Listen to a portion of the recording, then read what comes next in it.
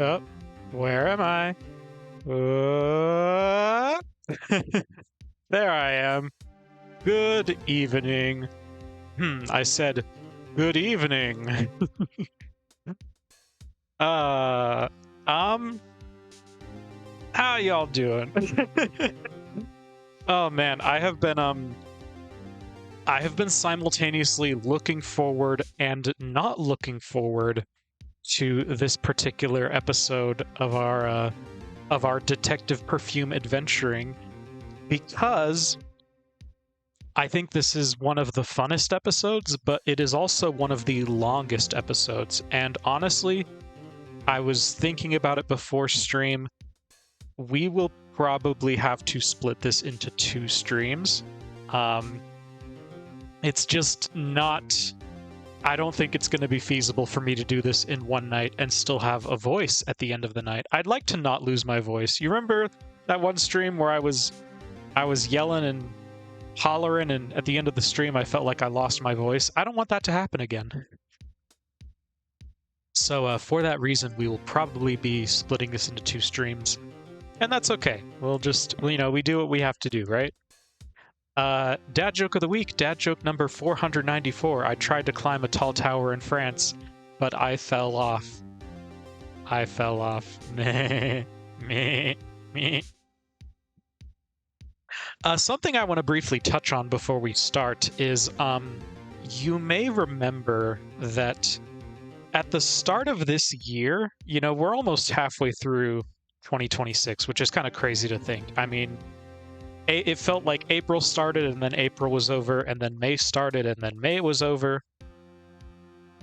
So it just it went so quickly, But because of that, it's really gotten me thinking about how at the start of the year I set some goals for the year. And one of those goals for the year was to do a perfumery stream by the end of the year. And I'm going to practice transparency here. I have not made a whole lot of progress towards that goal. Probably the biggest thing I did to make progress towards that goal was buy a new microphone, and then that new microphone ended up not working very well, so I feel like I'm back at square one. And I do still have to kind of work things out. I don't want to just throw away the microphone that I spent money on. I am going to look into possibly, EQing it and stuff to get it to sound a little more acceptable. But yeah, it's like I did the one thing to make progress toward my stream goals, and then I kind of undid it, and I felt like I was back to square one. But that being said, I was reading about goals and procrastination. I forget what paper I was reading this week, but there was a paper talking about goals and procrastination, and basically made the point that... Excuse me. Basically made the point that a good way to combat procrastination is to set a reminder every day to think and reflect on your current goals. And the idea being that, you remind yourself of those goals every day. You're doing the opposite of putting them off. You're putting them into the present. And it also, they had this whole thing about make your procrastination instincts work for you instead of against you, which I really like the sound of. And it's true, if I could make my procrastination instincts work for me instead of against me, that would be great, right? So that being said, I did actually set a couple reminders in my phone that'll just remind me every day to think about my goals and think about what the next thing I can do to achieve them is. For me right now, I'm as far as what's the next thing I can do to achieve my goals, some things that come to mind are do set up maybe that EQ software for the microphone so that I can get it to sound better, so that I can, just have better audio for all you guys. Another thing that comes to mind is giving away some of my perfume collection, because as you might have heard me say before, I want to buy more product to make product, but I already have so much product because this whole thing started with me being a collector. So, so because of that, I have a huge collection, and some of it is unopened, and so a lot of it could very well be given away, and it wouldn't even be that much skin off of my back. So thinking of doing that, finding a couple thrift stores that would accept it, or just friends that would accept it. Might even put out a call on like the socials to say, hey, do you want some donated perfume? And I guess another thing that comes to mind is just buying a hand cam, since, you know, I know it's below my face here. You can see the progress bar for buying a new hand cam.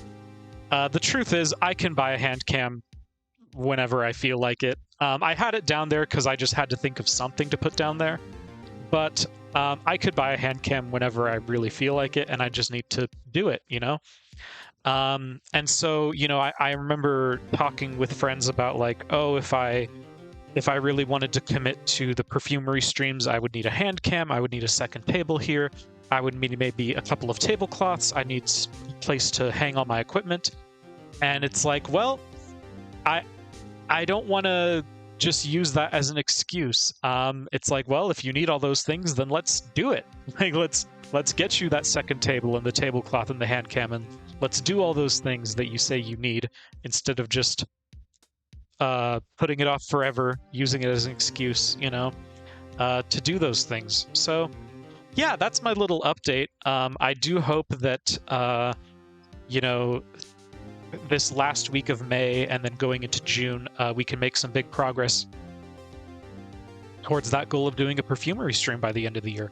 Also, I just want to set aside some time to practice, because I feel like that's another thing, and you might have heard me say this before, but I feel like I'm not confident enough in my skill level to be able to do perfumery on camera. But that's just means I need to practice. I'll never get more confident in my skill level if I never practice, so I should just practice. So yeah, there's a few things to think about. That's just, I guess, your Uncle Jesse yap of the day. But with that, I think we are going to do some detectiving. Detectiving? Is that a word? All right, let's do the fancy transition thing. Ooh. I do love that transition. It was great. It is great. What am I saying? All right. Yes, I did just have the music player running that whole time. Don't judge me, okay? So we're gonna go to where we left off, which is Turnabout Goodbyes. And like I said at the start, we probably will have to split this into 2 streams, because this is a long one. I mean, it's not as long as Rise from the Ashes. Rise from the Ashes, we might have to do like 3 or 4 streams. Rise from the Ashes is as long as an entire video game by itself. But that being said, let's just see how far we get, and let's have fun. I'm not going to do any silly voices. Maybe I'll do a couple silly voices. I don't know. All right. The first night. 2 mysterious men in a boat. It's been, what, 15 years? About that, yes. 15 years is a long time to wait. You can't imagine how much I've suffered. You've suffered? But now, the perfect opportunity has presented itself. Oh no! At last, I shall have my revenge! Oh no! Merry Christmas! He got shotted. And the person holding the gun was Edgeworth. Oh no. Edgeworth At least, you know, it's someone other than Maya getting accused of murder. You know, let Maya have a break. Let someone else take the heat for a little bit.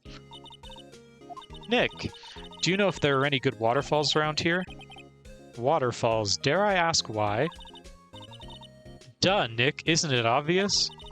I need a waterfall to stand under, preferably a freezing one. To, you know, take cool pictures for Instagram. Oh, is that part of your spirit medium training? Of course, except I've been slacking off lately. She's been slacking off by not knowing where the waterfalls are. I need to brave the elements and be forged anew under the rushing spring waters. Okay. I don't know about any falls per se, but Gourd Lake is pretty close. Oh, darn. Sorry, but them's the breaks. Couldn't you just take a cold shower or something? Yeah, for, you know, a kind of a synthetic waterfall. Showers are kind of like waterfalls. Good idea. So much for rushing spring waters. See, Maya just needed some good advice. Next in the news, a large unidentified animal was sighted at Gourd Lake. Wow, what a coincidence. The town is buzzing with excitement. Locals are calling it Gordy in a tip of the hat to Nessie the Loch Ness Monster. Though its namesake Nessie proved to be a hoax, locals are confident their Gordy is the real deal. Boring. Can't they show real news for a change? Nick? The water pressure's kind of low in that shower. They have a shower in their law office. Anyone else seeing this? They have a shower in their law office. That's just a little weird, you know? You want more pressure, huh? Why don't you go down to the fire department and have them spray you with the hose? Oh my goodness. Good idea, Nick. Apparently Fey blood is no aid in detecting sarcasm. Yeah, Nick, you're gonna have to, you know, get a little bit better at that. Get a little bit better at, I don't know. That didn't work. Never mind. We interrupt this program to bring you a special news bulletin. Strange occurrences continue at Gourd Lake, but this time, it's Mordor! What a surprise.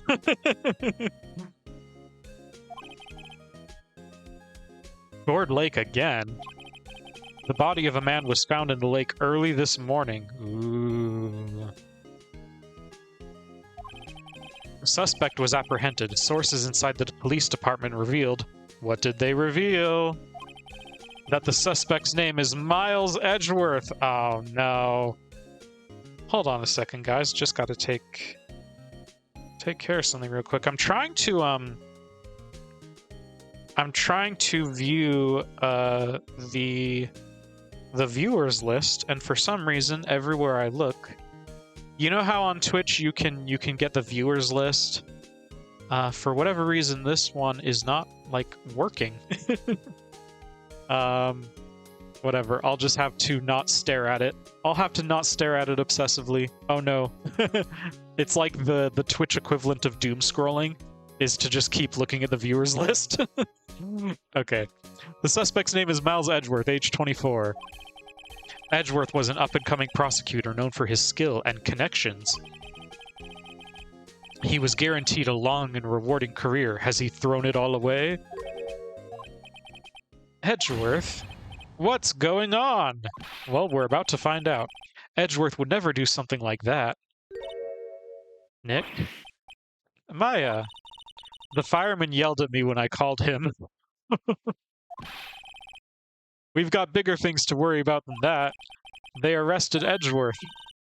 Oh no, and Maya's the president of the Edgeworth fan club, so you know she's sad about it. Yeah, he's a suspect in a murder. What? Why does it... Is it just me, or does it look like it's Maya has an egg in her mouth when she does that surprised animation? It looks like it's, I don't know, an egg or something. I don't know. When, where, whom, why, how? I don't know. Let's go find out, Nick. Okay.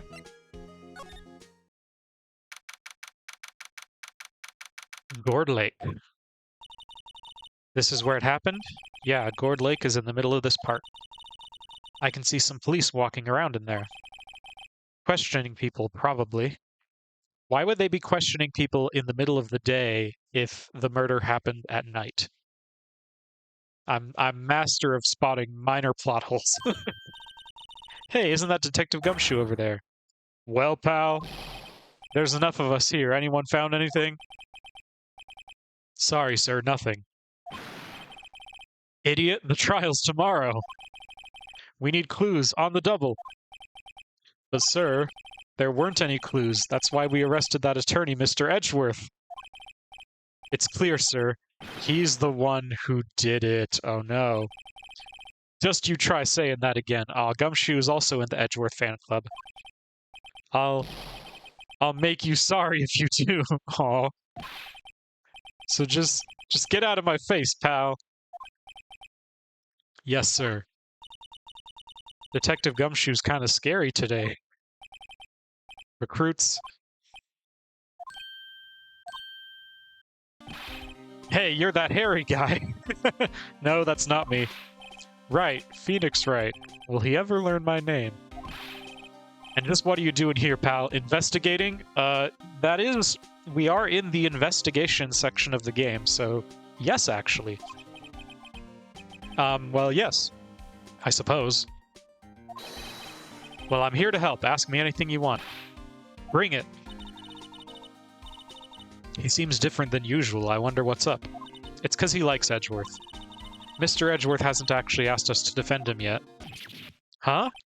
Oh, you don't say. Do we need to talk to him first? Detective Gumshoe, do you know what happened here? You don't know, pal? Okay, Mr. Head in the Fluffy Pink Clouds lawyer. Hey, that's me. Never mind, I'll tell you. It happened last night about 15 minutes after midnight.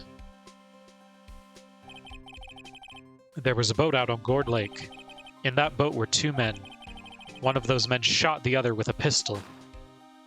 Kablamo! And the shooter was Mr. Edgeworth? A cop who arrived on the scene arrested him.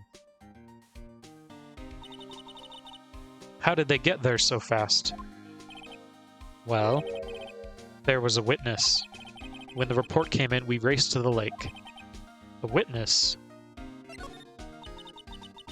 You don't think Mr. Edgeworth is a murderer, do you? Absolutely not. It's impossible. I don't care if there's a witness either. I don't believe a lick of it. Right. Who cares what the witness says?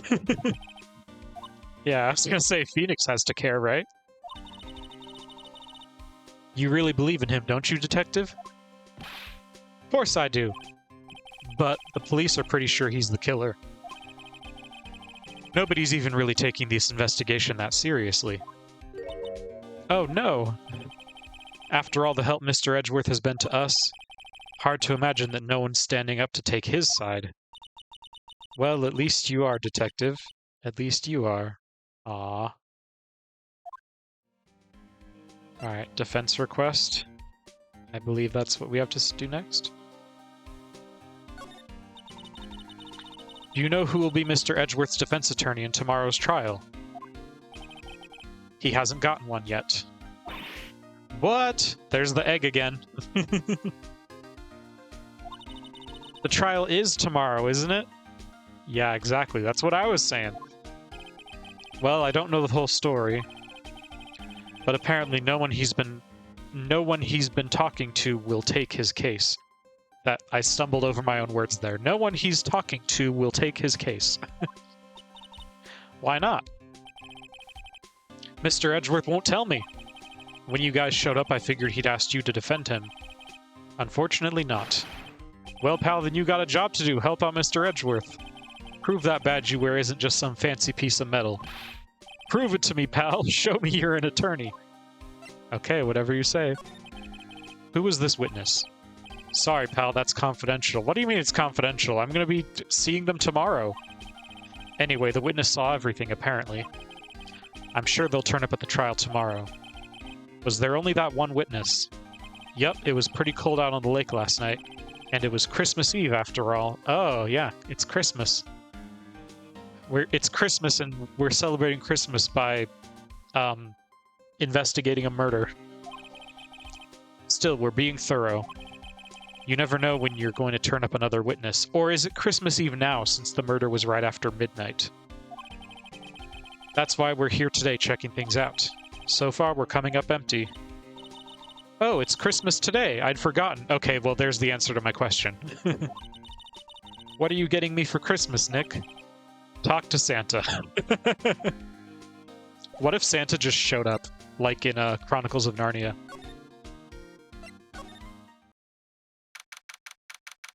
Yep, December 25th. See, normally I don't even pay attention to that part, but yeah, it's December 25th. You know, Nick, we've all been in here one time or another, haven't we? I guess it comes with the territory. Yeah, we're all getting arrested left and right.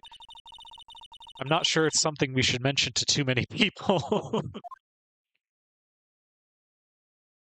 There he is. Aha! Edgeworth with his edgy stare. Hey, Edgeworth, come back. How did he disappear anyway? What are you doing here? Said Edgeworth with his scowl.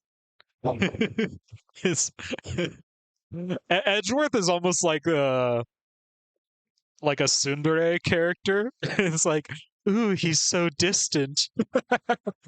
Don't actually say that. Nick, I don't think he's in a very good mood. Yeah, you think?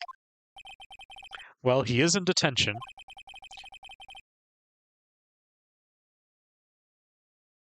Were you in a good mood when you were here?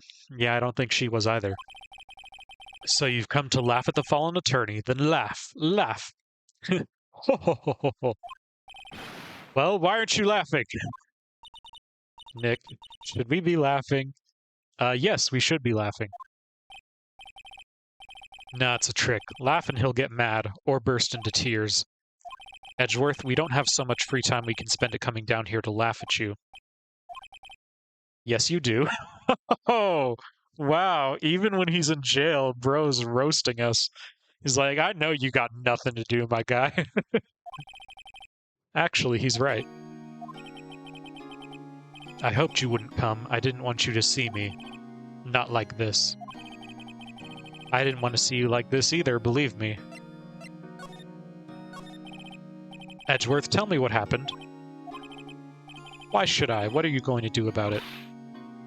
Duh, we're going to help you, that's what. Help me, you? Don't be ridiculous. Sorry? You're a novice. You've only been in 3 trials. Hey, sure you got lucky and won all 3, but your luck's bound to run out someday. You need real skill, right? Experience.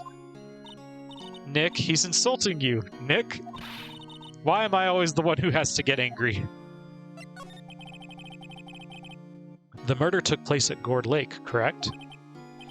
Yes, late last night. The lake is a long way away from your offices in the courthouse. Why were you down there? I see no need to tell you. Mr. Edgeworth? You didn't really... Gordy. Huh? I went to see Gordy. Gordy? What's that? I'll tell you later. Why won't Edgeworth talk to us? Yeah, well... I think we gotta go back.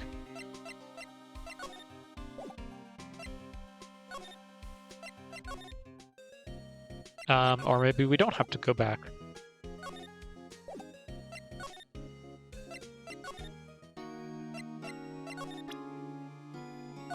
Does this do anything? Your attorney's badge. Edgeworth. Let me defend you. There we go. I was like, I think you have to do something else, right? Ha. Ha ha ha. Oh, now he's the one laughing at us. Okay. Good one, right? But I'm not that hard up. Not yet. What do you mean by that? Me trust a wet behind-the-ears lawyer with only 3 trials under his belt? Never. Apparently, I'm also, like, the only defense attorney in this entire continent. What? My case is near hopeless, right? Every defense attorney I've talked to has turned me down. Simply put, they were afraid they'd lose. Well, then what are you gonna do? It occurred to me that it might be my fault that they lack confidence. After all, I did get every single one of their clients declared guilty. I don't believe it. Regardless, I don't want you involved in this. You in particular, I cannot ask to do this. Did that open any... Did you do it? Edgeworth, this is really hard for me to ask. But you didn't do it, right? Right? Right? Think what you will. I have only one request. Stay out of this case. Why? But Nick is trying to help you. I know that. But I don't want your help, okay? Okay, rude. Why not? Look, just go away and leave me alone. Nick, Mr. Edgeworth did it, didn't he? Maya, let's go investigate elsewhere. But Nick... Okay, well, he's gone now.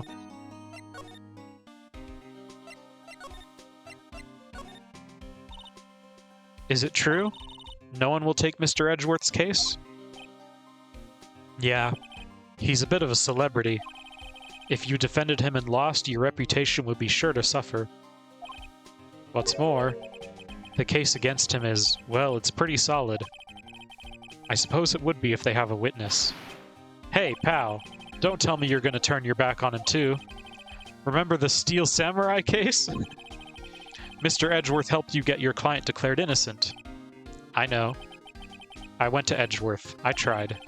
He really doesn't want us to represent him. Especially not us, he said. What? Well, that doesn't make any sense, pal. You should have heard him talking about you after that trial. He kept saying, right, right, right, over and over. Nick? I'm not sure that's a good sign. Neither am I. Why wouldn't he want your help? I don't get it. Detective Gumshoe, sir. What, find something? No, sir, not yet. But there was a call from the precinct. They want to hold an investigation briefing. A briefing? Right, I'm off. Oh, sorry, pal. I guess you heard. I gotta go. Any last things you want to ask me about before I head back? The autopsy, sure. Well, yes, do you have any information on the victim? Sorry, they haven't worked up the autopsy report yet. I'm still waiting for it myself. Actually, say, if you get the time, drop by the precinct. We can talk more there, pal. You're not coming back, detective? Probably not, pal. So what should we do if we have something to talk to you about? Alright. Here, I'll show you how to get to the precinct. Come down and see me anytime. Directions to the police station. Oh hey, Detective Gumshoe. What? We'd like to take a look around in the park. Can we walk around? Yeah, no problem, pal. You got my permission. You know, Nick, I think there's something to be said for talking to people when they're busy. Yeah, they don't have time to think about not giving you information. Right, now let's get investigating. Hooray!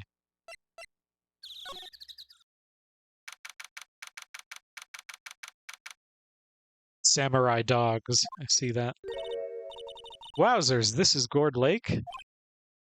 Yep. I'm not sure it warrants a wowzers, though. Yeah, she's like, she's never seen it before? Probably not. Yeah. But hey, look at that snack stand. Samurai dogs. I want a samurai dog, please. I bet they're great. With a name like Samurai Dog, how could they not be? They're a little behind the times, though. The kids are all into the Pink Princess now. Yeah, I forgot about that. I mean, like, you know? No. Oh, party hats. Party hats are very important. Someone left some poppers here. You know, you pull the string, and it goes pop. Yeah, I know the ones. You see them a lot around New Year's. See, I immediately thought party hats, but yeah, they're poppers. Hey, Nick, they might be a clue. Let's take them. Come on, admit it. You just want to pop them, right? Was it that obvious? Poppers. I suppose it couldn't hurt. Where'd they go? Into my pocket. Poppers put in pocket. Congratulations. A hot dog stand. It's closed. Aw, man. The Christmas fringe looks a little half-baked. The banner reads Samurai Dogs. Somebody needs to redecorate. Wow, Gourd Lake is really big. Say, Nick, why is it called Gourd Lake? Oh, well, a long time ago they used to grow gourds here. Whoa, no way. I was sure it was because the lake looked like a gourd when viewed from above. You know, like an hourglass shape. Well, it is shaped like a gourd, actually, but that's just a coincidence. Oh, come on. Okay, I guess we're just gonna move again. Gourd Lake entrance, Gourd Lake Woods, boat rental shop. Oh, there was a Togepi and I missed it. Aw, man. I like it here, Nick. Look, someone's camping. They've got guts camping at the scene of a murder. Hey, Nick, if they were camping here last night, they might know something about the murder. That's true. Good call, Maya. Let's go talk to them. Yeah, what's all this here? There's food and some magazines on the sheet. It takes a pretty tough skin to camp in this cold. A camera. This camera has a mic and some sort of attachment. It must take pictures when triggered by a noise. Wow, cool. Let's try it out. Cough. Hi, I'm Nick. Maybe I'm not saying it loud enough. Hey, I'm Nick! Huh. Will you stop that? Maybe it's broken. Don't kick it. Maybe it isn't set to respond to voices. Well, what then? These things? The party poppers? Bang! Yep. Well, it responded. Yeah! Hey, you! Get your hands off of that! What in the Sam Hill? Look what you done now. There goes a whole roll of film. What? Huh? Sorry. Sorry's nice, but it don't pay my bills. Y'all know how much a roll of film costs? I'll pay you back. If we win this case. What were y'all thinking setting off a party popper in a place like this? Well... Don't try to play stupid with me just because you think I'm some country bumpkin. Yeah, I know how y'all Yanks think. I say, those southern folks talk with that exaggerated drawl. Why, they must be dumb. Well, let me tell you, just because I might be dumb don't mean we all are. Nick, help. And who are you now? Her chaperone? Yeah, no, rather, we're sort of friends? Just figure out what y'all are gonna say and say it for bejesus's sake. I'd rather sit through one of Papa's draws than listen to you stutter all day. I guess we should pay her for the film. On second thought, I'll pay later. I'm really sorry, Maya's crying. What? Can't you see I'm changing the film on my camera here? Someone, I'm not naming any names, but someone used up a whole roll. Sorry. That didn't work. I wonder if I have anything to show her that would get her attention.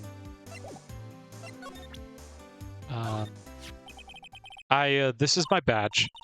Huh? Aren't badges supposed to be all shiny and impressive? You a cop or something? I'm a lawyer. What? Y'all ain't gonna try and pull one of them lawsuits on me over that film now. Because I'll have you know I'm a fighter and I wrestled meaner looking things than you. No, that's not it at all. We're here investigating a murder that took place here on the lake. A murder? Sounds cool. Why didn't y'all say that in the first place? Go ahead, ask me anything you like. Finally, some cooperation. You two, y'all can come out of hiding now. I won't bite. Hard. Come to think of it, where did Maya get to? Sorry, I was feeling a little overwhelmed. The culture gap and all. Never you mind, honey. I can talk Yank for you if if it pleases you. Thanks. I think I'll be okay. Great then. I'm Lotta. Lotta Hart. But y'all can call me Lotta. I'm here photographing meteor showers for a research project. Mighty pleased to meet you. Oh yeah, when was that murder anyway? I ain't seen much television lately. It happened late in the night on Christmas Eve. That's so, Christmas Eve. A man on a boat was shot. Did you see anything? Well, let me see. Boat, you say? I reckon I might have seen one, not sure though. Y'all gotta remember, I've been watching this here lake for a good 3 days now. I seen enough boats to choke a mule. Kinda hard to remember which I seen when. So, what is it you do, Lotta? Huh, me? Y'all don't really want to know that, do ya? Actually, I'm a research student at Country U, right in the heart of the Heartland. Wow, neat. Nick, she's a research student at a university, Country U. So I hear. When did you come up here? Let me see. I guess it was about 3 days ago. What are you photographing? Didn't I tell y'all that already? Meteors. Yep, meteor showers. Falling stars. That's quite a camera you have there. Y'all better know it. It's German-made, a genuine Solingen. Isn't that where they make knives? So what's that device you have stuck to the camera? Device? Your camera went off all by itself when I fired my party popper. Oh, that mic triggers the shutter whenever it detects certain sounds.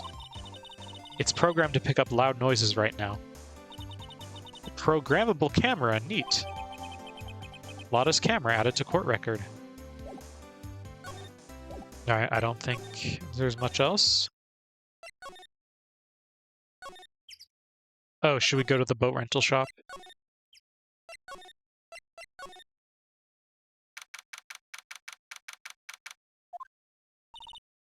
Nick, what is this place? A boat rental shop closed for Christmas, it seems. I guess a murder taking place on one of the boats won't be good for business either. Boats? I've never ridden on a boat. Really? Well, how about we go out on one when the trial's finished? Good idea, you bet. Alright, I don't think there's much here, though. Small boat rental shop, doesn't look like anyone's around. Closed for Christmas. There are some boats floating on the dock. Was one of those boats used in the murder, I wonder? I changed my mind. I don't really want to go for a boat ride.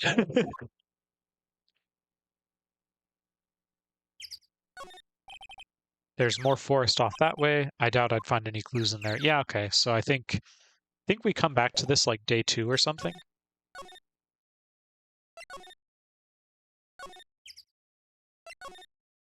Do we go back here?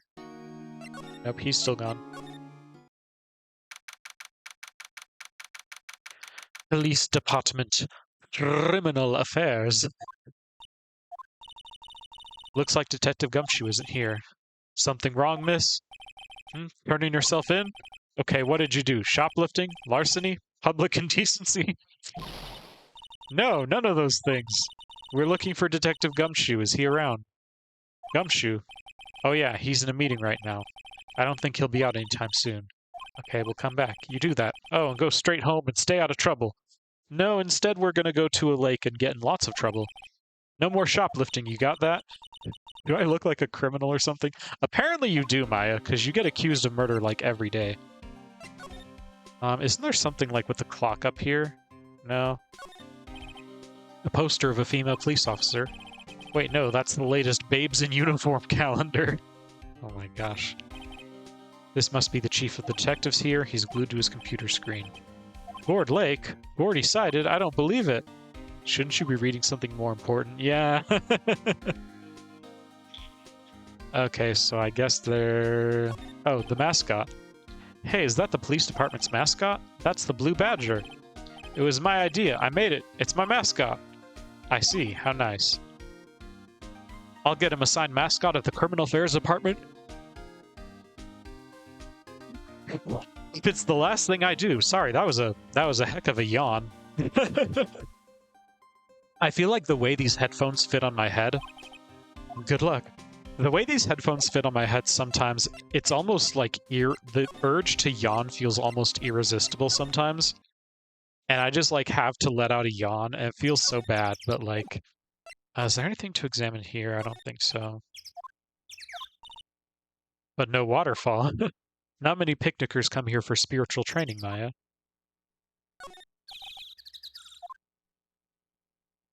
No, I feel winter's chill from the bare leaf trees today. What is it about winter that turns people into poets? I don't know, but my toes are starting to feel numb. Yes, my poetry has that effect on some people. Love me some good old flavor text. But yeah, the open back headphones I used didn't seem to put as much pressure on my ears, but these ones, which are kind of closed back headphones, these ones kind of do put pressure on my ears. And I don't know, for whatever reason, it just it makes the yawns happen. Anything else around here? I almost didn't see that signpost. Left boat docks, right exit. Okay. Trash can? Trash can is empty. A lineup of plastic benches. No one would eat here except maybe Maya.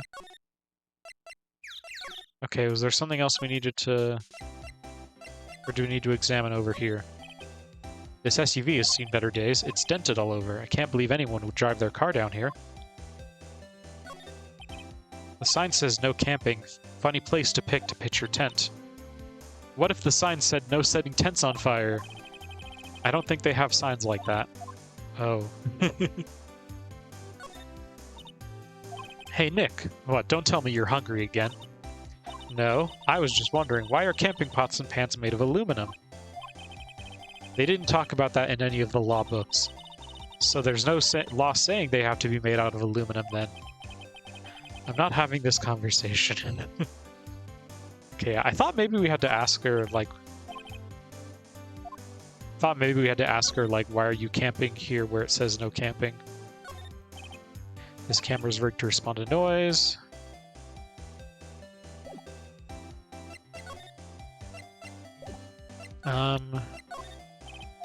Lada? So your camera, it triggers on loud explosion noises. Yep. Actually, the victim in the case we're researching, he was shot with a pistol. A pistol? Right. Now, wouldn't a gunshot make a similar noise to our party popper? I guess it would. Your camera didn't get a picture of the murder, did it? Hey, y'all are pretty bright. I see what you're saying. Tell you what, I'll have a look-see at my film. It would have been a photo taken late last night. I checked them once, don't remember if there was anything on them, though. But what if I got some? Could be witness to a genuine murder. Yeehaw! She's very excited about it. I'll go check that film. Y'all come back now, you hear? Okay, I think that was what we needed to do, yeah. She went inside her SUV. I guess we should come back later. Okay, that was what I needed to do. Great job, Jesse. Now, do we go back here? Nope. Do we go here? There we go.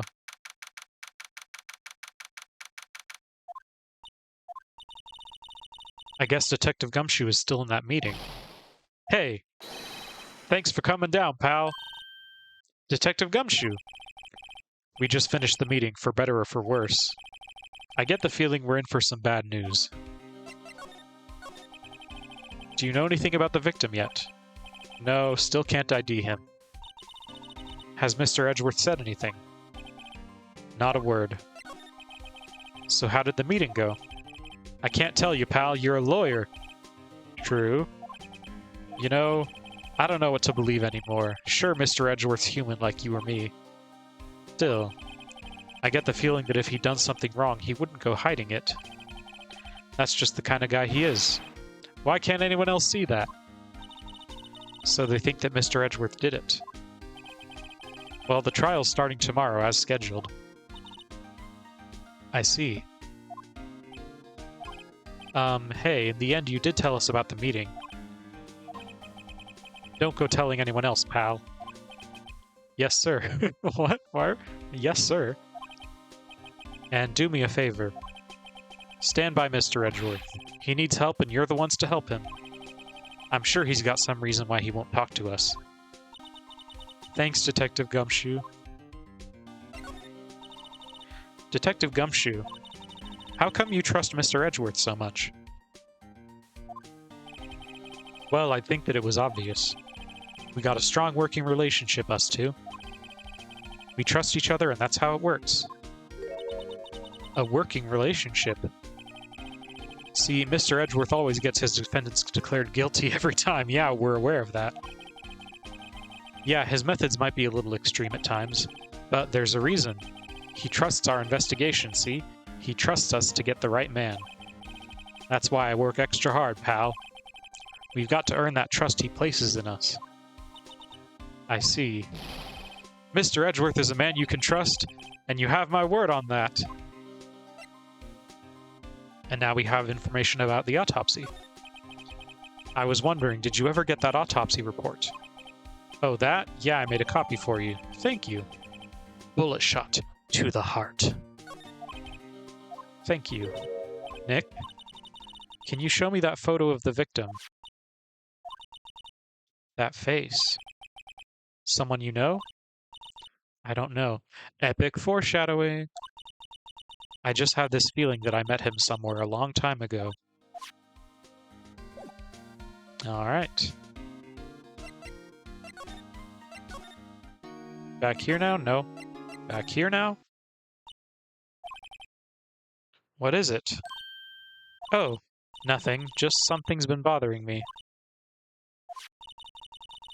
Could you show me that autopsy report once more? Hey, I remember now. I'm glad we just had to drive all the way back to our law office for you to remember what you were doing. This guy. He's a lawyer that was at the office Mia worked at. I met him once when I went there to hang out with Sis. That office? Wait. You mean Grossberg's office? Right, that guy. That was the last name I expected to come up. Maybe I should go talk to him for old time's sake. All right, maybe we will.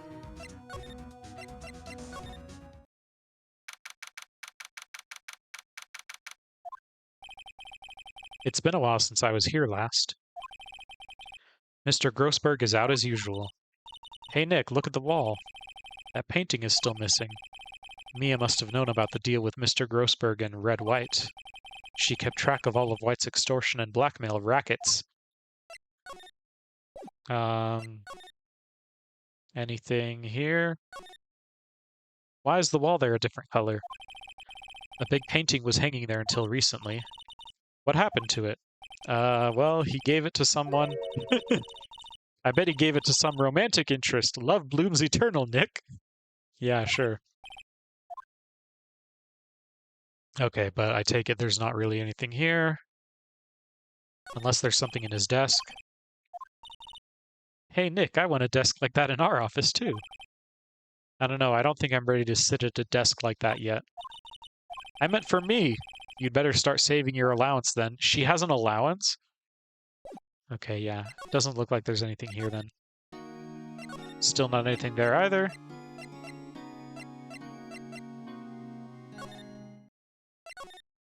What about over hither?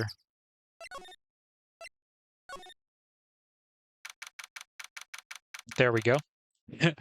Whenever you see that text, it's like, congratulations, you have progressed the story.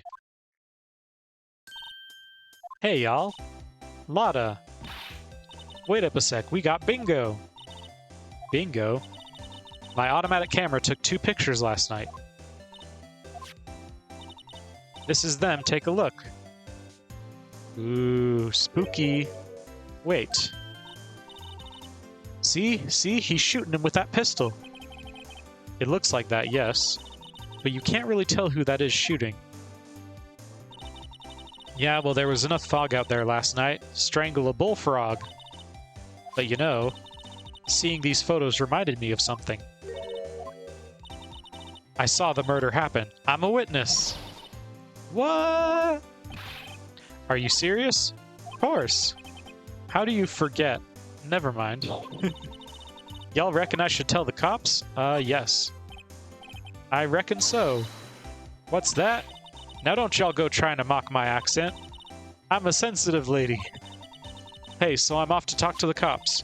Y'all can have this photo. Later. Wait, Lotta. Can't y'all see I'm kind of busy? Tell us what you saw too, please. Nice try, honey, but I wasn't born yesterday. Ah, I didn't know you weren't born yesterday. I thought you were a day old. I'm a witness, and that means I'm on the side of justice, and that means the cops. I'd sooner eat the south side of a northbound skunk than tell you. Lotta, don't let it get your skivvies in a bunch. Friends today, enemies tomorrow. Oh my gosh. Or was that the other way around? No matter, I'm gone. Hey, maybe they'll let me do some testifying. Hot darn. Yeah, everyone in this series is like, I'm so excited to be involved in a murder trial, and I feel like in real life, it's not really that exciting. It's more traumatizing. Well, that's one more witness. What do we do now, Nick? Well, if she saw something, there's not much we can do about it. The question is, what exactly did she see? I guess we'll find out in the trial tomorrow. Lake photo added.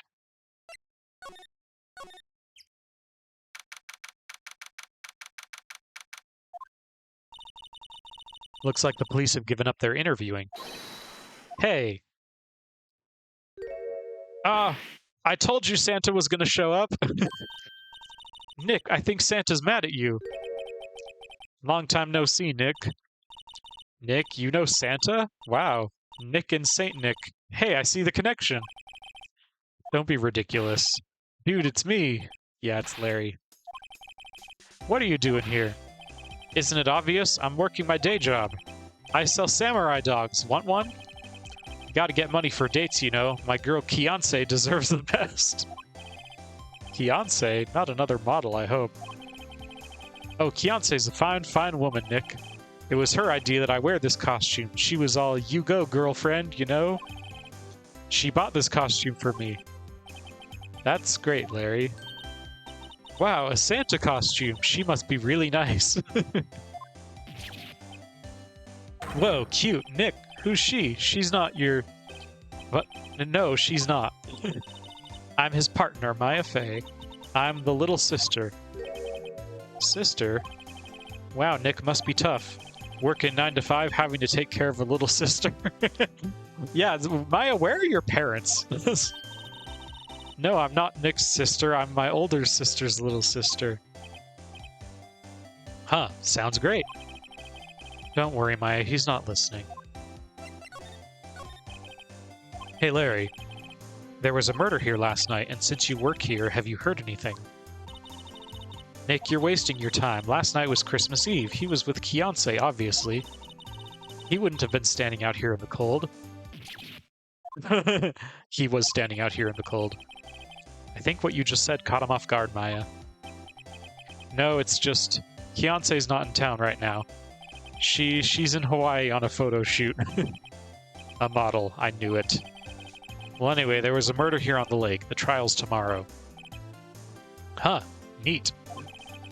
The defendant is Edgeworth. Miles Edgeworth. Nick? Why would Larry know Edgeworth? Whoa, Nick! You don't mean that Miles Edgeworth. Old Edgy?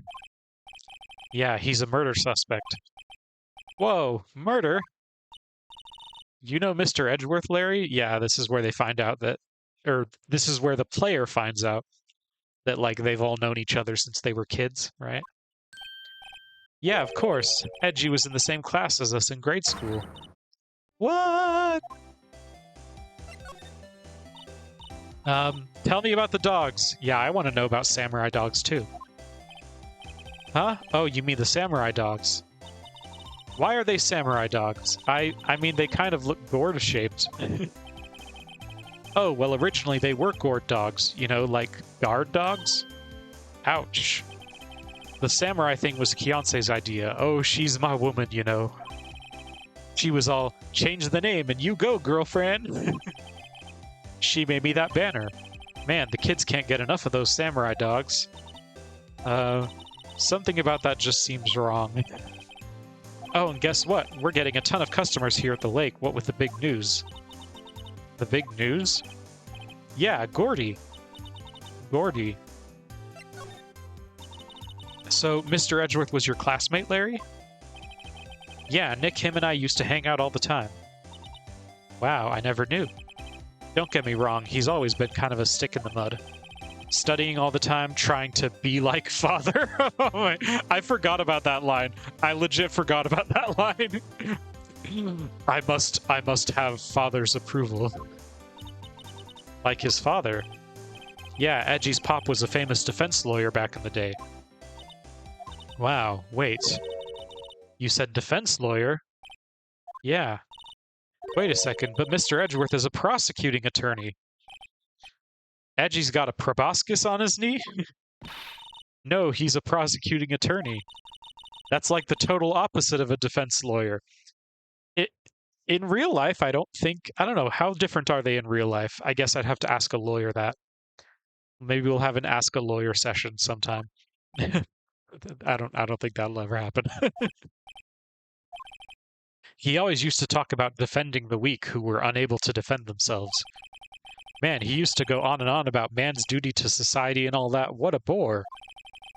I wonder what changed in his mind, though. Yeah, because he's kind of a sociopath now. Do you know Nick? Nick? What's Gordy? You mean you don't know? It's here in this very lake, a giant mysterious monster, Gordy. A monster? Yeah. Check it out. This is an article from yesterday's newspaper. There's a photo. Wow, it's really real. Dun, dun, dun. A monster, a real monster. Yeah, it's probably just a log or something, right?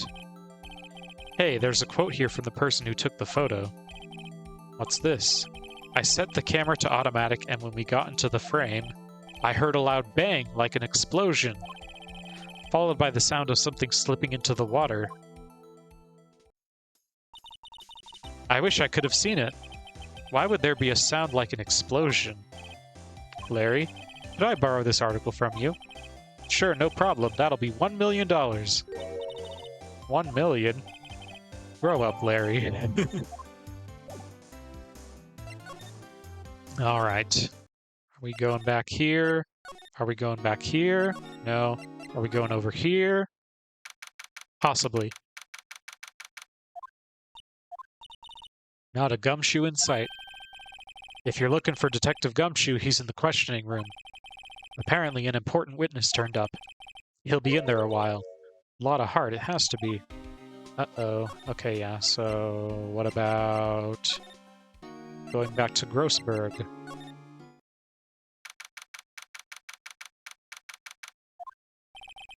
Ahem. That old familiar clearing of the throat. Yeah, it's not actually ahem, it's like that. But whenever I see it written out, I just think ahem, even though that's not what it sounds like. Aha, you're Mia's something, are you not? I was her understudy, yes, Phoenix Wright. Aha, and you're Mia's something too, are you not? Her little sister, yes. You've grown. You've come to look a lot like your sister, you know? It takes me back. Ah, the days of my youth. Like the scent of fresh lemon, you see. Mr. Grossberg, sir. Ah, yes, I beg your pardon. Of course you came here to discuss something. What is it then? Something the matter? Yes, something is the matter. There was a murder last night. A murder? You haven't heard. I just got up, you see. Well, Miles Edgeworth shot someone with a pistol. Edgeworth? What? Who did he shoot? Well, the identity of the victim is still unknown. This is terrible news indeed. I guess he hadn't heard anything. Mr. Grossberg, whatever happened to that painting? Oh yes, I do not think it shall ever be coming back home to this office. But Red White got arrested, right? So you could... Okay, I guess he still owns the painting, whatever. I can't exactly claim it as stolen. I suppose it's my just desserts, old bitter desserts. Bitter desserts. Do we need to present... Autopsy? Present picture? Present autopsy. Strange. I feel as though I've seen this man somewhere before. Ah! Did you remember? He was a lawyer here in my office. That's Hammond, Robert Hammond. We finally found the name of the victim. And you say this is the man Miles Edgeworth shot? Who is this Hammond guy anyway? Mr. Hammond. He was the defense attorney in that case. That case? Yes, the DL6 incident. Aha! Epic callback. Why does that sound so familiar? Perhaps you remember. I'm sure someone mentioned it during the trial for Mia's murder. It was mentioned a lot, Mr. Phoenix. That was the incident where the police were so at a loss that they used a spirit medium. Wait, you don't mean... Was that medium my mother? Yes, my dear. The spirit medium Misty Fey, your mother, contacted the spirit of the victim. But the case was a loss. No conviction was made. The DL6 incident, yes, happened 15 years ago. A very strange case indeed. They never caught the criminal, right? Correct. Misty Fey used her powers to talk to the spirit of the late victim. Her testimony led to charges being laid against one man, but Mr. Hammond won the case and the suspect was declared innocent. Ooh. And the police blamed my mother, calling her a fraud. You were the one who helped her out then, right, Mr. Grossberg? Yes, quite. Thank you.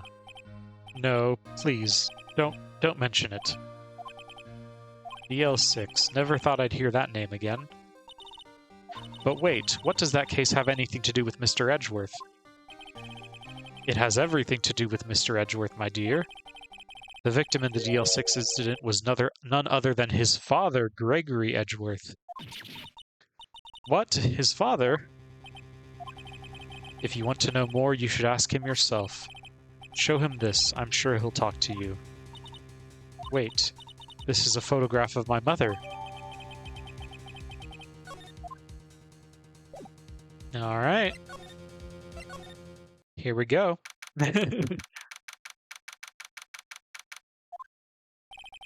What's this?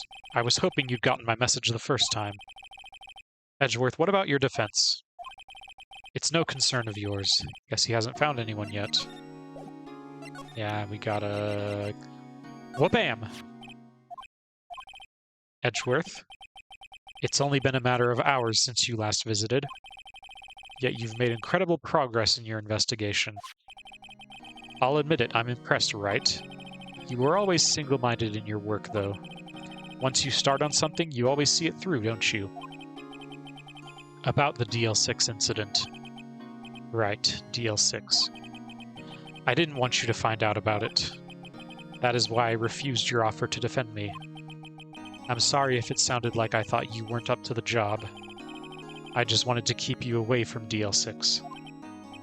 So do you still think it would have been better for me to stay away? I don't know, but I see no point in hiding anything from you now. Very well. Ask whatever you like and I'll answer to the best of my abilities. The DL6 incident was when my father died. This is where, the thing is, like, you're trying to track, and I remember feeling this way about Rise from the Ashes too. It's like you're trying to track this case, but then the case is also intertwined with another case, and you're like, I feel like I'm trying to keep track of two plot threads in my head at the same time. It's fine, I guess skill issue. I just need a better brain. But I remember feeling that way when I first played this, and I'm feeling it again, where it's like, okay, there's Gordy, and there's this murder, but then, oh, there's this other murder, and my brain is broken. That's just, yeah, skill issue, I guess. Right before my eyes.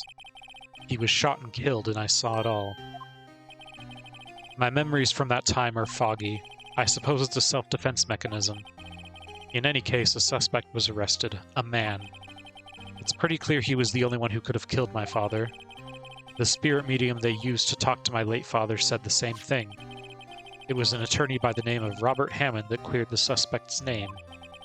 And Hammond is the victim in the Gourd Lake murder. Correct. Unfortunately, that gives old Edgy here a motive. Uh-oh. That spirit medium, that was my mom. What? You mean you're...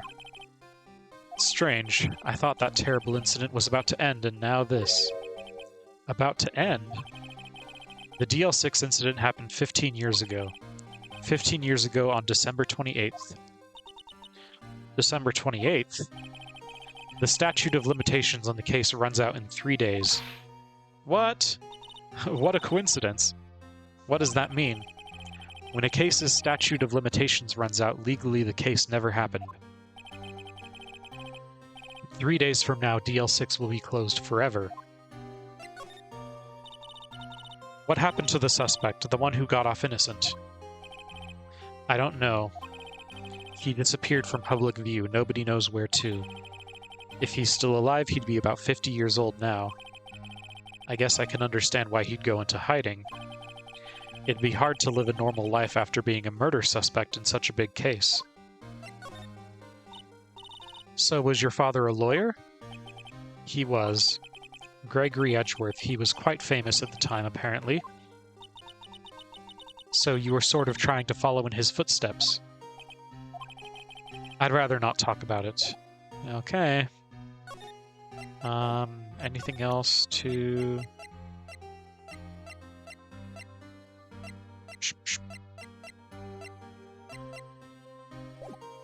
I guess we'll come back if we need to, but I think we go back here?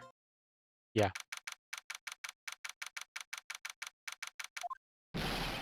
What's going on here? What's wrong, detective?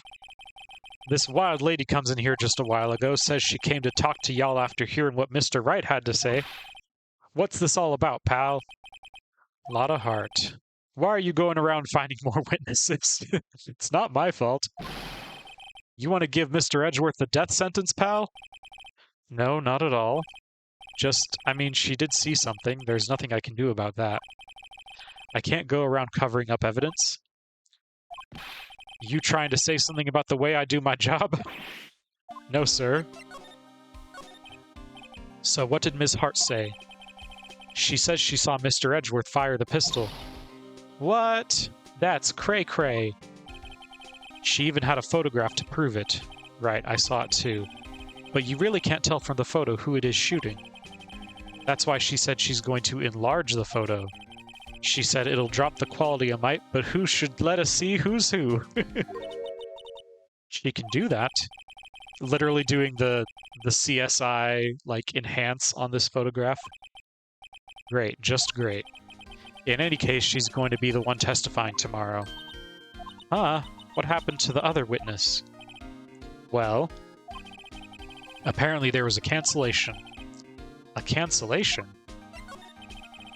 I'm afraid tomorrow is going to be life or death for poor Mr. Edgeworth. We got a witness who says she saw the very moment of the murder. And we got a photo taken when the shot rang out. I'd say that sounds like a pretty unwinnable case. But wait, what did Mia used to say? If he's innocent, there's got to be something I've overlooked. It sounds like Mr. Edgeworth is going to ask the state to assign a public defender. I was just asked to file the paperwork. But you still got time, pal. Go talk to him again, for me, please. You have to convince him. You have to make him let you defend him, please. I know you're the only one who can do it, pal. You're the only one who can save Mr. Edgeworth. All right. Will do. Except... nothing changed here. Actually, do I need to go... Okay, yeah, that all. Anything from this? Hey, pal, there's only one thing I want to see from you, and that's a letter of request from Mr. Edgeworth for you to be his defense attorney. Okay, okay. I understand. Nope. I'm trying to move. There we go. I don't know why. I feel like I've been doing that every time I stream this. I just, like, consistently click on the wrong things.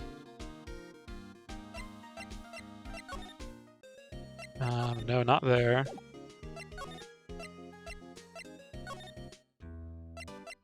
Okay, Okay, do we have to present something to Edgeworth? Is that all it is?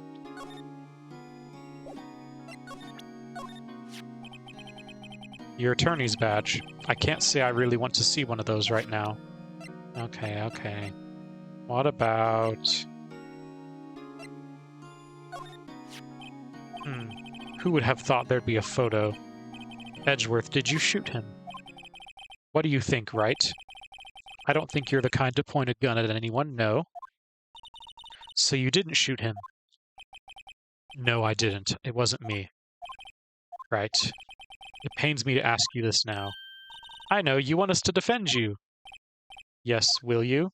Yeah, of course. Although I'm curious what...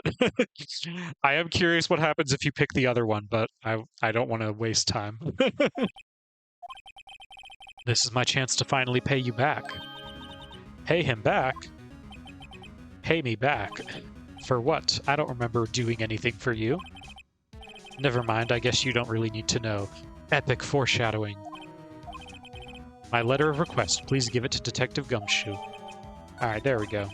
Well, I guess we should... What's that? Earthquake, Nick! It's a big one!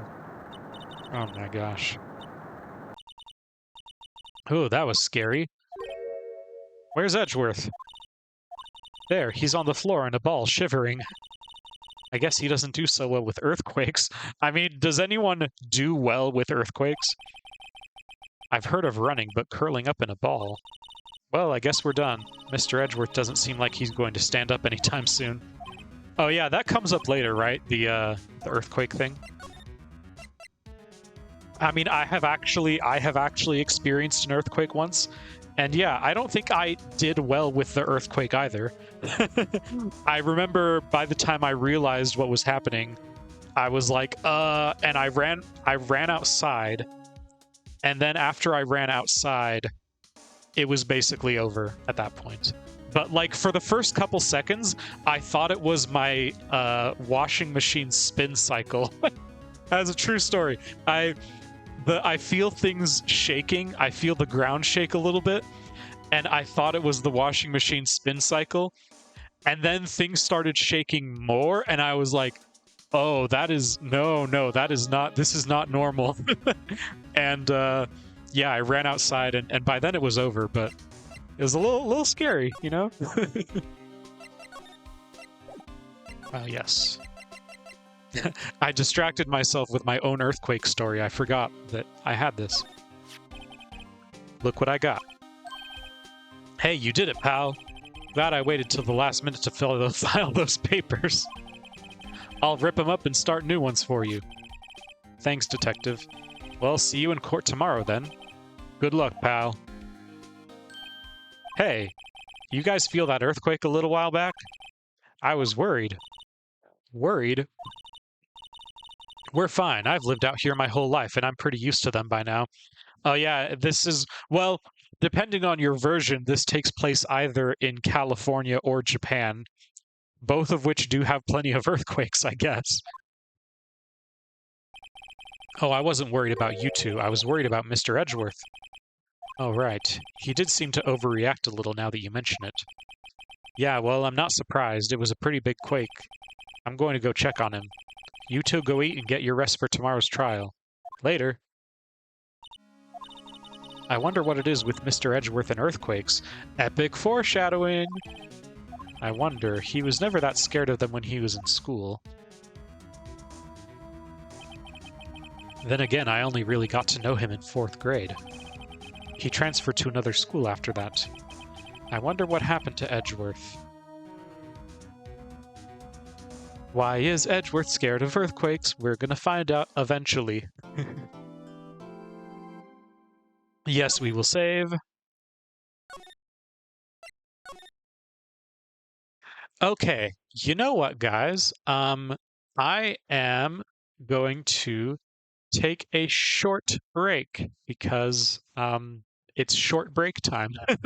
We have been live for about an hour and a half, so yeah, we are going to take a short break. I gotta find some phenomenal tunes, though. I can't just go to a short break and not have phenomenal tunes. Where's my... Oh my gosh, where's my playlist? Where's my playlist? There's my playlist. Hey. All right. We will take a short break. I highly recommend drinking some water, stretching, and getting a snack. Getting a snacky snack. And we will be back with more detectiving. See you guys in a bit.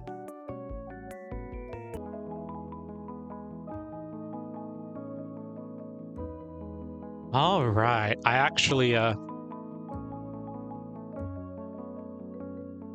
actually took my own advice and got a snack. I went and got a granola bar.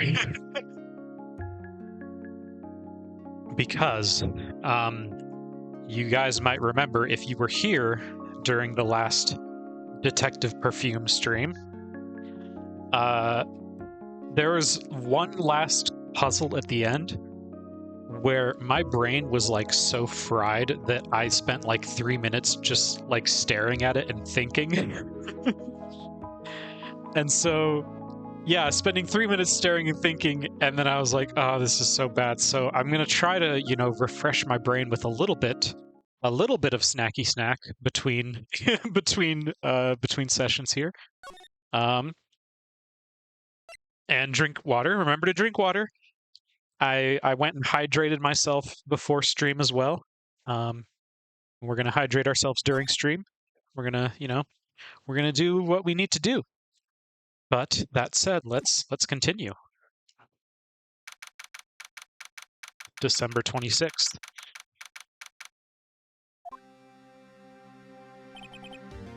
Karma. That's right, Manfred von Karma. He's the best prosecutor there is. Uh-oh. Spaghetti-o. He hasn't lost a case in his 40-year career. That's rather impressive. He is a god of prosecution, right? Not a single case. He'll do anything to get a guilty verdict. Anything. Sounds like someone else I know, Edgeworth. You don't understand. I mean, he'll really do anything. Manfred von Karma is a man to be feared. That's quite a claim coming from someone who forges evidence. He taught me what it really means to prosecute.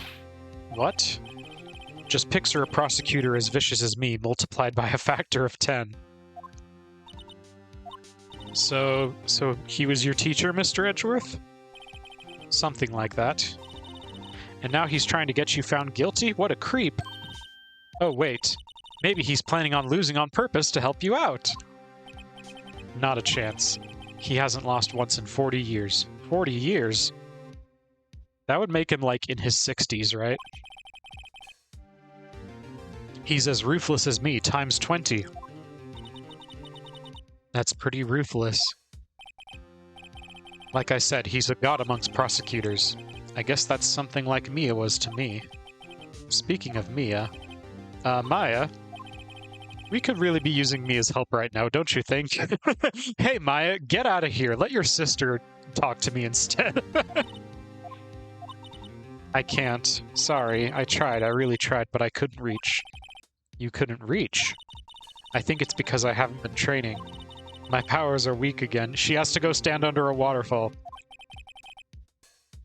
Oh man, what bad timing. I'm really sorry. I'll try my best. I hope so. What are you whispering about? Oh, it's nothing. Well, it's time. Let's head in.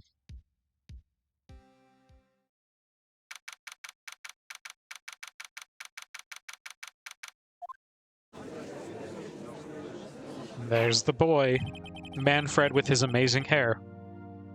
Miles, he's supposed to be Manfred's protege. And he also, learned how to have epic hair from Manfred. The defense is ready, Your Honor. Mr. von Karma, is the prosecution ready? Fool. This freaking guy. You seriously think that I would stand here were I not completely prepared? Right, my apologies. He's even got the judge scared. Very well, your opening statement, please. Decisive evidence. A decisive witness. What else could possibly be required? Nothing, of course. That should be fine. Prosecution may call its first witness. What's with this guy? Is he royalty or something? How am I supposed to fight against this? I call the detective in charge of this case, Detective Dick Gumshoe. Okay, Gumshoe's first. Let's see how this goes. Describe the incident, now. Yes, sir. Detective Gumshoe looks nervous. Please take a look at the map. The murder happened late Christmas Eve around midnight. There was one boat in the very middle of the lake. There were 2 men on the boat in the very middle of the lake. Now, there happened to be a woman camping here on the edge of the lake. At 12:10 a.m., she heard 2 pistol shots. Then the boat started to move. It went towards the boat rental shop. Overhead map. Testify to the court about the arrest now. Wait, Mr. Von Karma? Yes. Actually, I'm the one that's supposed to be handling these proceedings. Wrong. There's only one thing you need to do here. You will slam down your gavel and say the word guilty. That is your role. Yes, of course. You're quite right. No, he's not.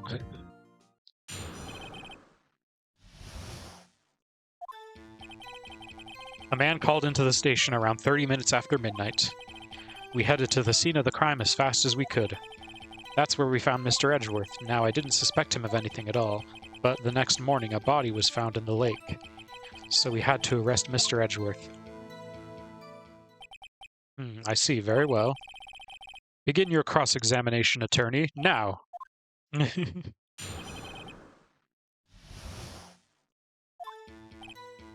I think we're just supposed to press on everything, and then he's gonna be like, meh, no, you foolish attorney. And then we're gonna be like, no! You received a call from a man. Yup. But you said there was a woman camping there. She was the one who heard the 2 gunshots, right?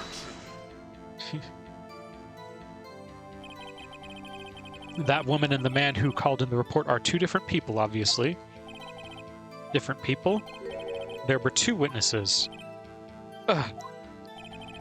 Their testimonies were quite similar, however. Today I've summoned the woman who was camping.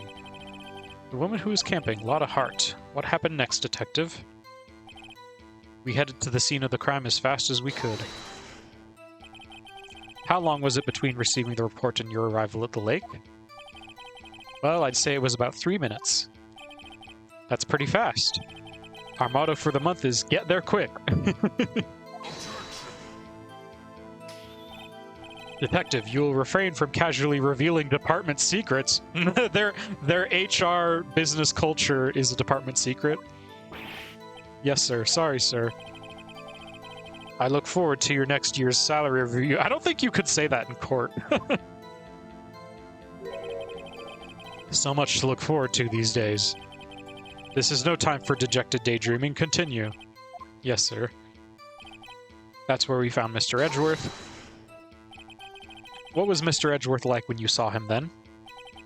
Well, from what I saw, he looked pretty relaxed. Not like a murderer at all, really. Detective, the court requires the facts, not your opinion. How many years have you been on the force? Facts only, detective. Hard, cold, objective facts. Man, he's got his share of objections. Yeah. No, I didn't suspect him of anything at all. Why didn't you think he was suspicious? You should know. We have a deep, trusting relationship with the prosecutors. Detective, the court isn't interested in your musings. Deep, trusting? Poppycock. Pure poppycock. I've never heard so many flippant comments from an active detective on the force. Detective Gumshoe doesn't look so good. But the next morning, a body was found in the lake. Did you find any clues on the body? A single bullet was recovered from the body. He was shot through the heart, fatally. Judge, here's the bullet. It didn't strike bone, so its shape is well preserved. Very well, the court accepts this bullet into evidence. Alright. I'm going to be saving frequently. so we had to arrest Mr. Edgeworth. Why is that? Well, we found the murder weapon in the boat. The murder weapon? A pistol. Detective Gumshoe, that is a vital piece of information. Please revise your testimony. Right, sorry, Your Honor. The murder weapon we found in the boat was decisive evidence. What about the pistol made it decisive evidence? He has the same evil laugh as Edgeworth. There were fingerprints on the pistol found in the boat. They were clear prints from Mr. Edgeworth's right hand. Nani?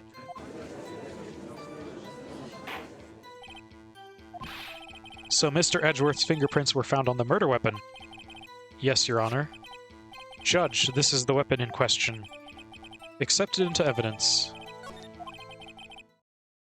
Members of the court, we now have the pistol used in the murder and the bullet found in the body. Detective. Yes, sir. Was the bullet found in the body fired from this pistol? Yes. The ballistic markings on the bullet match the pistol. Hey, Nick. What does he mean, ballistic markings? Shocking. To imagine someone here does not know something as basic as ballistic markings. Well, she is a child. Nick, he's glaring at me. Very well, I'll explain. Actually, Judge, you do it. Me? Ballistic markings are like the fingerprints of a gun. The barrel leaves distinctive marks on each bullet it fires. You can examine these ballistic fingerprints to see which gun fired the shot. It's quite accurate. Indeed. This leads to one inevitable conclusion. The bullet found in the victim's heart was without a doubt fired from this pistol. This pistol, which, as you may recall, was covered with the defendant's own fingerprints. Alright, yeah, Edgeworth did it. I'm switching sides now. Edgeworth did it. Good night, everyone. I'm just kidding. This is bad. This makes it look like Edgeworth did it. Well, Judge? I'd say it's almost decisive, yes. Honestly, I could declare a verdict at this point. However... You wish to hear the witness speak, no doubt. Very well. I'm somewhat fatigued, and so I will take a brief break. I will call my witness after the recess, which will last 10 minutes. Judge? Yes? What are you doing? A 10-minute recess, now. But wait, Just bang your flimsy gavel and get on with it, man. Yes. This court will take a 10-minute recess. Who's running this court anyway?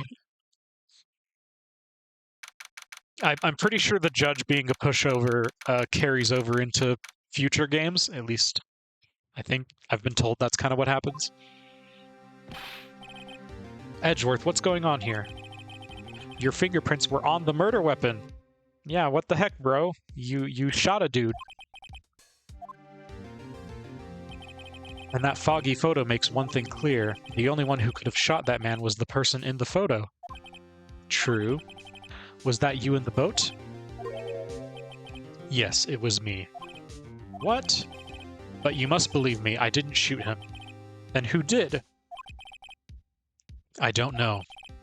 You don't know? Weren't you right there? I heard a gunshot from very close by. Then the other man fell from the boat. I can't say why, but I thought at the time that he had shot himself. You mean it was a suicide? That's the only explanation I can come up with. How am I going to convince anyone of that? Say, Maya? What? Any progress with Mia? Oh, sorry, it's no good. I know. I'm no good for anything, am I, Nick? If I can't call my sister, I might as well not be here, right? Yeah, you're useless. That's what I want to say, but I'll be nice. No, of course not. I need you here. I can see you're always trying to help out. Even if you don't actually help, it's the thought that counts, right? It's okay, Nick. You don't have to make me feel better. I don't know anything about trials or defense. What's more, I'm a spirit medium who can't even contact spirits. Everyone has their off days. It's just some people have their off days when it happens to be a murder trial. I mean, I've just been getting lucky lately. But you never know when my luck is gonna run out. Yeah. Really? Whoa, right. Don't jinx this case any more than it already is. It's bad for my heart. Oh, sorry. Whoops. Alright, we back. Court is back in session. Mr. Von Karma, call your witness. Will Miss Lotta Hart take the stand? Lotta Hart, you are a research student at a university. That I am. Good. Begin by telling us what you saw the night of the incident, and don't add anything trivial or subjective. Understand? Y'all need to learn some manners. Understand? Yeah, I understand. I understand. Alright. What's it gonna be? It was Christmas Eve just after midnight, I reckon. I was in my car. I heard this bang come up from the lake. When I looked out the window, I saw two gents in a boat. Then there was another bang. There wasn't nary a thing on the lake but that boat. Enough. Judge, she happened to take a photo of the incident. This is that photo, accepted as evidence. Well, this is a surprise. This looks like the very moment of the murder. Order. I will remove people from this courtroom if I do not have order immediately. As the witness testified, she looked at the lake when she heard the shot. There were no other boats on that lake, so the man in the boat with the victim must have been the one who shot him. Yes, it was the defendant, Miles Edgeworth.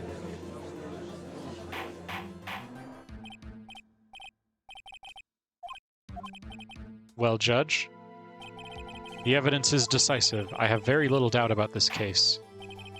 Very well, this court finds the defendant... Wait, Your Honor, I haven't cross-examined the witness yet. A cross-examination?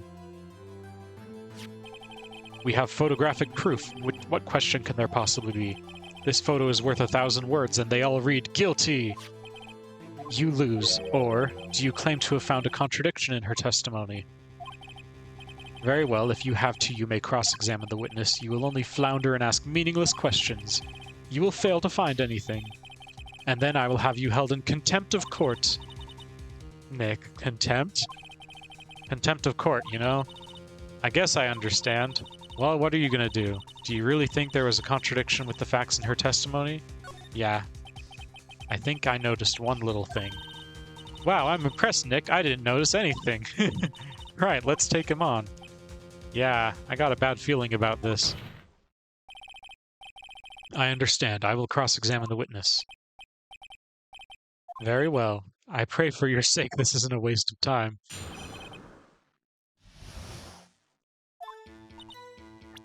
Okay. We're gonna save again. We're gonna save again. It's Christmas Eve just after midnight.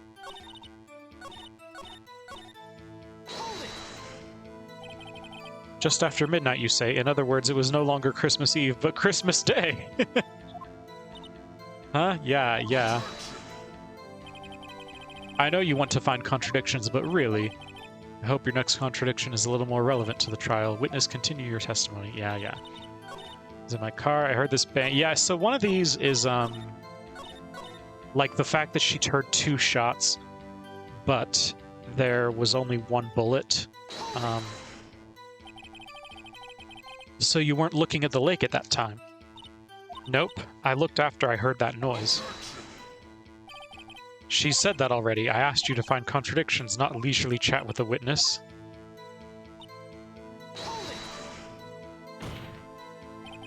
Could you clearly see the 2 men? Just look at the picture. Clear enough for you? Uh-oh. Wait a second. I wasn't asking you about the photo. I was asking if you saw the 2 men. Yeah, well, of course. The witness has testified that she saw them. There's also a photo. You'd best look elsewhere for your precious contradictions.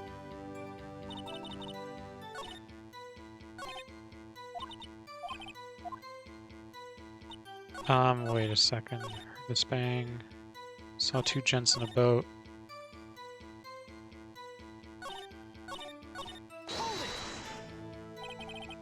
Were you watching the very moment the shot rang out? Well, yeah, sure.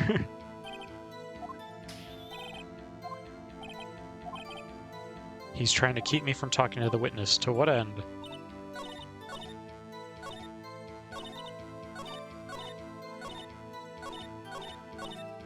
Yeah, I think it's supposed to be this one right here.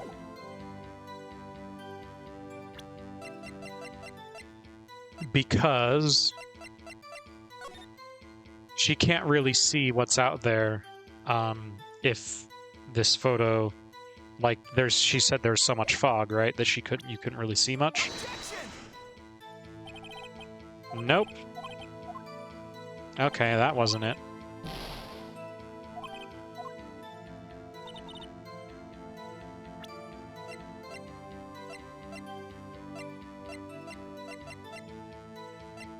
Or is now where we point out the second bang? Is that what I'm... No, that's not it either.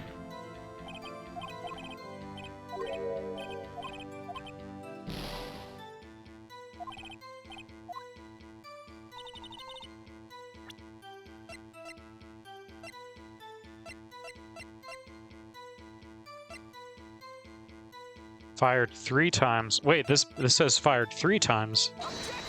Nope, that's not it either.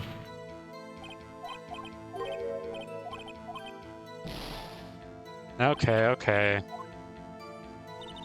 Is it the bullet? See, I'm like... Okay, not that either, eh?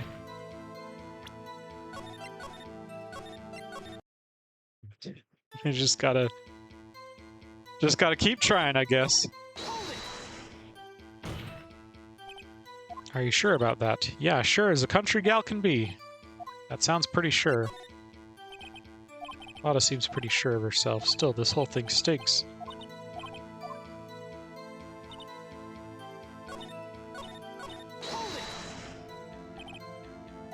Why were you camping there anyway? I'm a research student at my university. I was taking pictures to use in my research. What research? Miss Hart, could you be more specific about your research?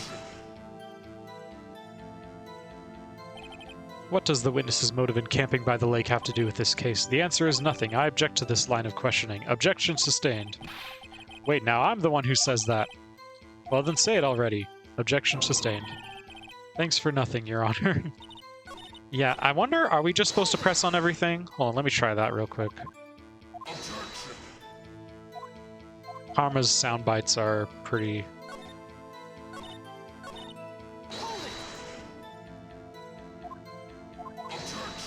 Yeah, let me just try speeding through everything to see if that moves it forward.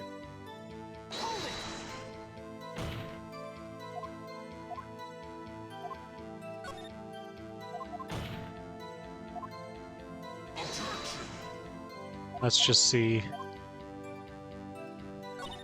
Yeah, I saw 2 gents on a boat.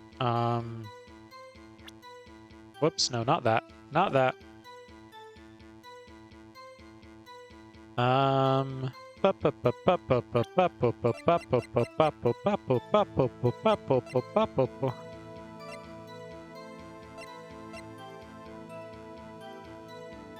Yeah, I thought 1 bullet, but she heard 2 bangs and the gun was fired 3 times. Which just makes me slightly confused, you know?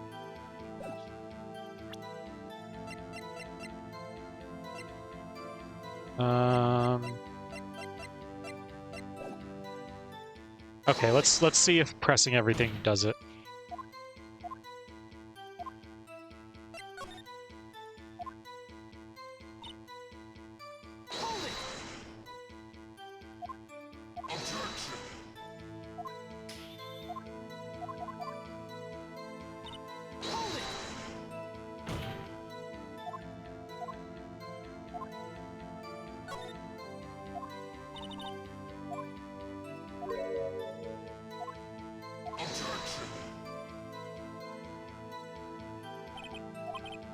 Mr. Wright, the witness has answered the question in full. No need for further questions. Objection sustained. That's what I'm... Sustained! Yes, of course. Oh, great. Enough. I think we've heard all we need to hear, Mr. Wright. It seems you are unable to find a contradiction in the testimony worth noting. But, Your Honor, you keep your promise. Mr. Wright, I'm afraid that I will have to penalize any further outbursts by holding you in contempt of court. And if that happens, you'll have to leave the courtroom immediately. Understood. Uh-huh. Nick, Lotta's testimony is fishy, Nick. Real fishy. I know what you mean. I'm pretty sure this is a, like, a deliberate, like, thing. I forget exactly what happens, but it's like a deliberate kind of false thing. If I can't say anything, what can I do? I believe we've covered the evidence sufficiently to make a decision. Then pass your judgment. Very well. Mr. Miles Edgeworth, please take the stand. Hold it. Who is that? It was me. Maya? Is something wrong? Do you need to use the facilities? No, I do not. Lotta Hart, your testimony stinks. It's unclear whether you were actually looking at the lake. It's highly doubtful that you actually saw Mr. Edgeworth. Tell us the truth. This is a matter of life or death.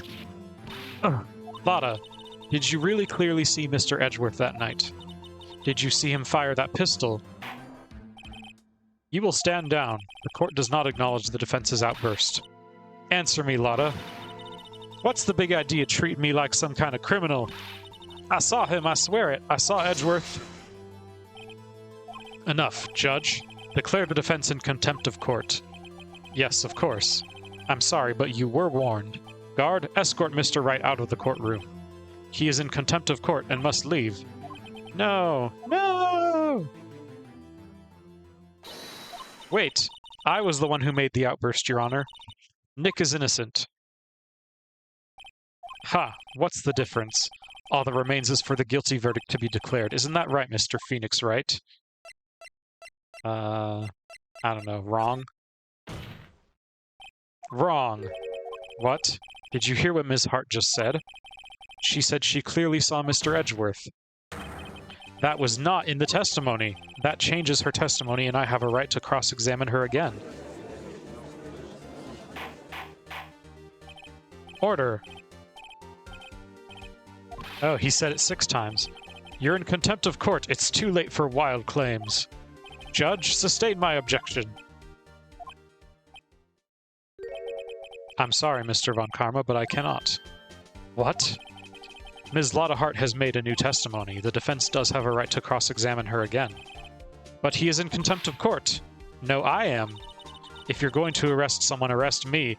Maya throwing herself on the sword since 2005. Very well. Maya Fey, you will leave the courtroom immediately. Nick, I did what I could. You have to do the rest. Good luck. Maya. No, Maya. I care not for this melodrama. Listen well, Mr. Wright. I do not tolerate badgering of my witnesses. I'm running out of time. I'd better find a contradiction in here or else. Mr. Wright, begin your cross-examination. That last statement.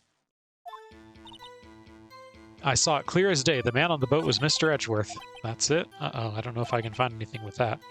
But I can't squander Maya's efforts either. I'm pretty sure now is where... See, I was getting ahead of myself. Now is definitely where you present this. Yeah, there we go. Got you, Ms. Hart, finally. What? You got what? Look at this photograph! The photo I took, the very same. There's something I want you to see in this photo. It's quite clearly visible. Or rather, not visible. The fog, Ms. Hart. So, this picture was taken with professional high-quality film, correct? Yet even it could not capture the faces of the men on the boat. Yet you claim you saw Mr. Edgeworth. How? What? Mr. Wright has a point. That's why I told her not to say that in her testimony, please. Yet now she has said it, Mr. Von Karma. How could you possibly see Mr. Edgeworth? Explain yourself. Ms. Hart. What? Could you see the defendant that night? Of course. I said I could, and I meant I could. Then please testify as to the circumstances of your sighting. I finally found a hole in Von Karma's carefully vague testimony. How Edgeworth was seen. You're right. It was a cold night, and the fog was thick as grits. So once I was finished setting up my camera, I got back in the car. Still, I brought my binoculars with me. When I heard that noise out of the lake, I looked with my binoculars. See? No problem. You used binoculars. Very well. This one better be good.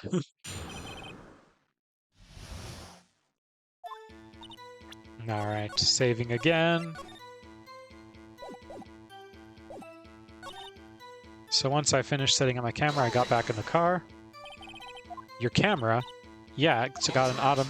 Oh, of course, he's just gonna... The issue we are concerned with here is Miss Hart seeing Mr. Edgeworth. The camera has nothing to do with this at all. Still, I brought my binoculars with me. Binoculars? Yeah, binoculars. Yesterday you mentioned that you were out looking for shooting stars, correct? Well, yeah. Wouldn't you need a telescope, not binoculars, for that? Ugh. I've got doubts about your camera, too. Was that really to take pictures of meteor showers? The camera is irrelevant to this case. You can't say that for certain, Mr. Wright. Is the camera really relevant to this case? If you believe it is, you may continue with this line of questioning. But know this, if you find nothing with this, there will be consequences. Well, Mr. Wright, do you wish to press further about the camera? Yeah, I do. This is make it or break it time. The camera is of utmost importance, Your Honor. It is perhaps the key to this entire case, therefore I will continue my line of questioning. Wow, maybe I went a little overboard there. Very well, Ms. Hart, you will testify to the court about the camera. Yeah, I hear ya. The camera was set up to take pictures of a meteor shower.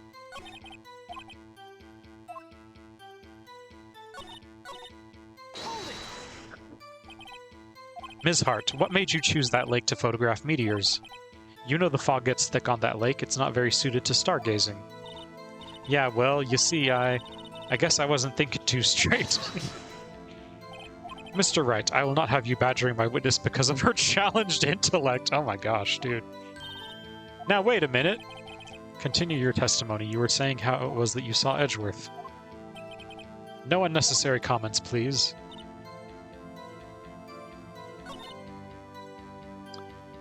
I think is now where we present... At some point you present this picture to be like, no, you were really there to see the big fish. Let's see if this gives us anything. If there was heavy fog, how would binoculars change that at all? What do you mean? Even binoculars can't see through fog, but you say you clearly saw him. I did, yeah. Enough. There's no room for doubt in her testimony. She sounded pretty doubtful to me, but I have to find a clear contradiction first.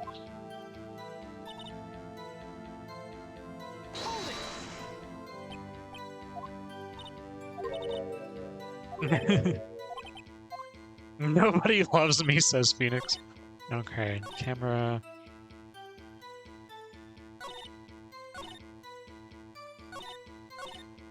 It's like one of these two.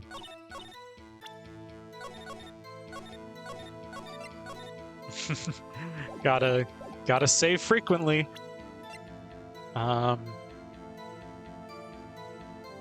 do you present this because the camera is facing the lake, and like, how would you take pictures of a meteor shower like that?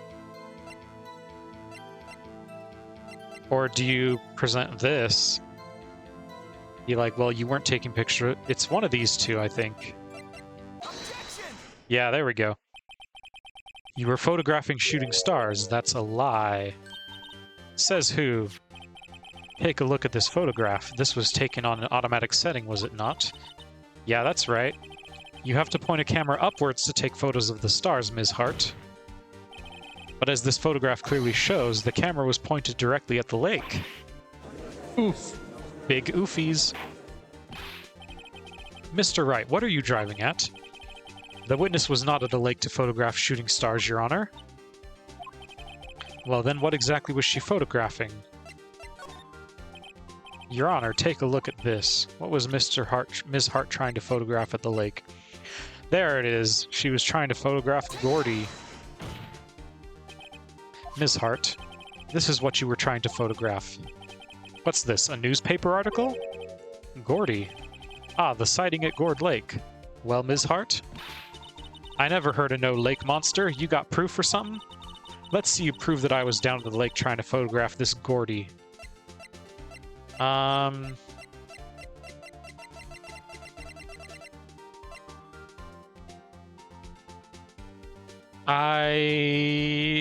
think you are supposed to say you have proof. I have it. Proof. Intriguing. Very well. Let's see it. And no joking around this time, please. What is proof that the witness was trying to photograph Gordy, the lake monster?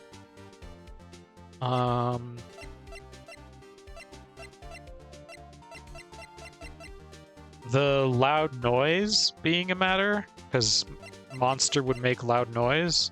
I don't think the map has anything to do with it.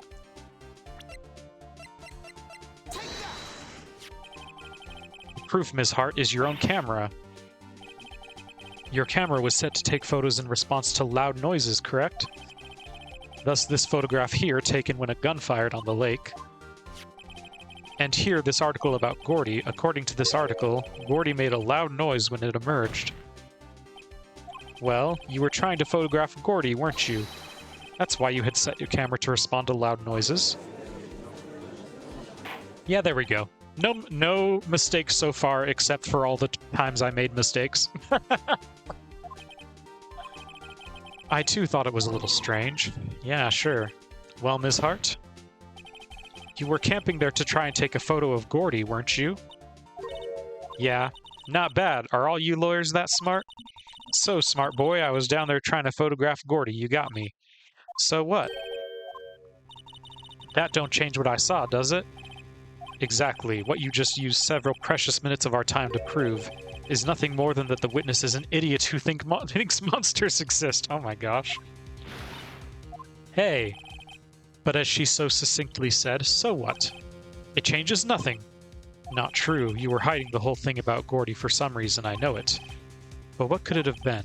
Whatever it is, I'm getting to the bottom of this. Ms. Hart, why did you hide the fact that you were searching for Gordy from the court? Please revise your testimony. Right, fine, I'll testify. It won't change nothing, though. Something will change. It has to.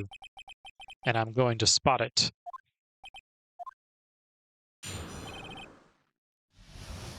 Here we go. Actually, I'm not a research student at a university. I'm an investigative photographer. Imagine what a scoop it'd be if I got a picture of that monster. That's why I was camping out by the lake, but that's all I was hiding. When I heard the bang, I looked right straight out at that lake. There wasn't much else to look at, so I just watched that boat the whole time. Then I saw a flash near one of the men's hands, and I heard another gunshot. I was looking right at that boat the whole time, crossed my heart and hoped to fry. Well, Mr. Wright. The witness's testimony is unchanged from before. Whether she is a research student or a photographer has no bearing on this case. There is no need to waste more of our time with another pointless cross-examination. I claim the defense's right to cross-examine the witness, Your Honor. Von Karma's up to something, I know it. He doesn't want me to cross-examine her because why? Was there a contradiction? Very well. You seem sure of yourself. You must have something in mind. That would be a first. Ha, very funny. You understand that this is your last chance at a cross-examination, Mr. Wright. If there is no problem with the testimony this time, we will let the witness leave. I will announce my verdict at that time, Mr. Wright. Understood? Yes. Okay, I think this is the one that's like the fake-out, if I remember right.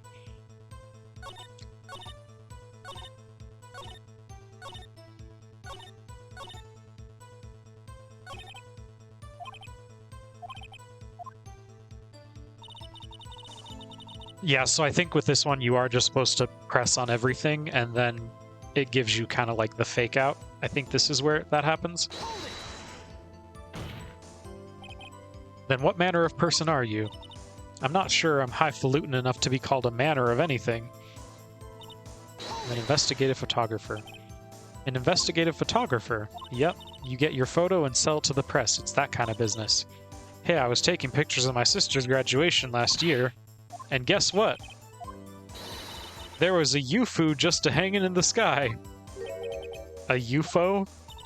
You know, an unidentified flying object, a UFO. That's when I had a sort of a revelation. I knew I should become an investigative photographer. I see. Kind of a shaky basis for a career. Imagine what a scoop it'd be if I got a picture of that monster. I mean, I agree, but let's see. Is Gordy really all that newsworthy? Heck yeah, they even had him up on the TV. I'm not sure that appearing on the local news Rumor of the Month segment qualifies. Last month's segment was Bigfoot sighted on Acorn Hill, I believe. Hey, they also had a picture of him in the newspaper, for real. Mr. Wright, this is one fight I do not believe you can win. Let's keep moving. That's why I was camping up by the lake. That's why you put the automatic sensor on your camera? Yep, borrowed it from a university professor. It analyzes every sound it picks up, and when it gets a bang, it snaps a shot. Yep. So how many pictures has it taken so far? The only time the camera triggered was that night.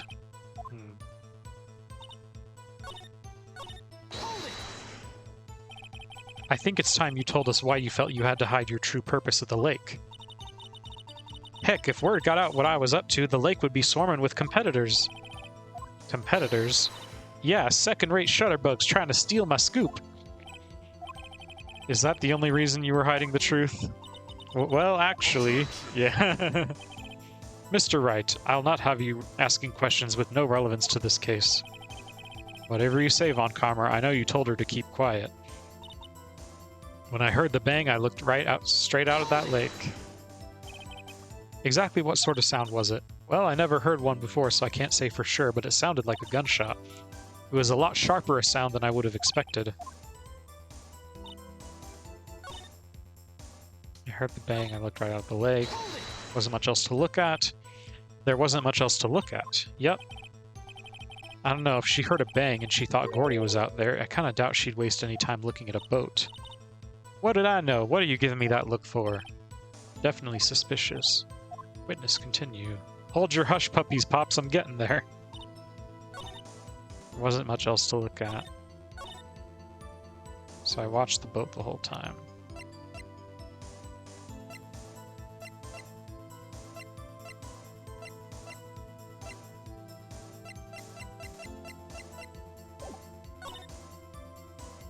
Then I saw a flash near one of the men's hands and heard another gunshot.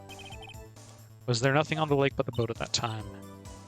You're thinking maybe he was shot from some other place? I don't think so. The lake was smooth as glass and nobody was on the shore neither. Okay, so pressing on everything did not do the fake out. Was it this one? I'm just gonna quickly redo this one.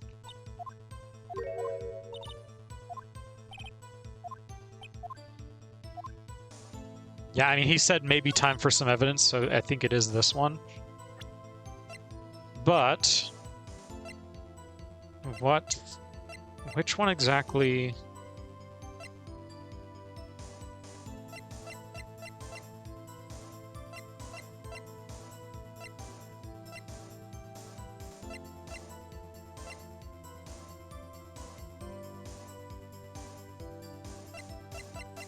I feel like it's either the photo or the camera. No? Nope. Okay, okay.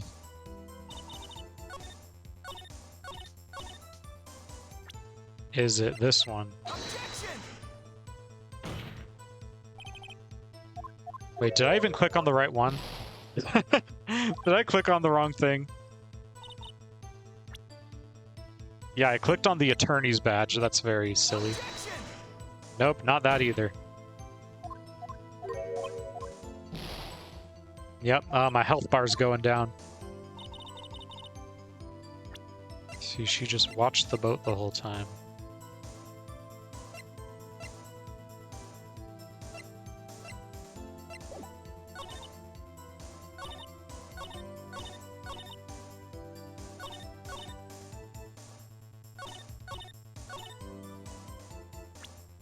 Shoot, I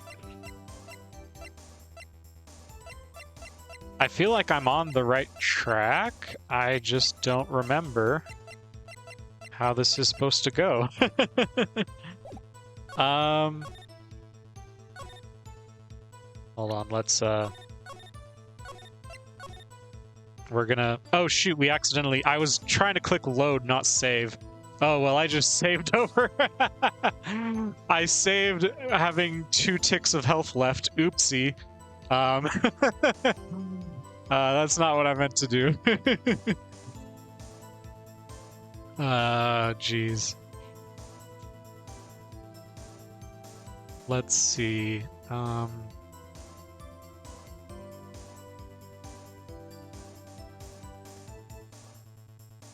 Sorry, guys. I'm actually looking here. I know I could turn on autoplay. It feels lame turning on autoplay, though.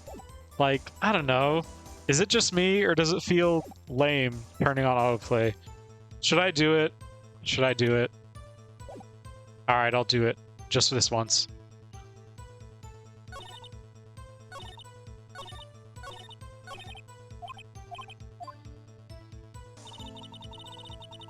Alright. Is it... Nope, the autoplay thing came up, but is autoplay not what I think it is? I thought autoplay just, like, let it play automatically. Or is autoplay just automatically matched through text? Is that what it means? No, that can't be... I don't freaking know. I heard the bang, I looked right out of the lake.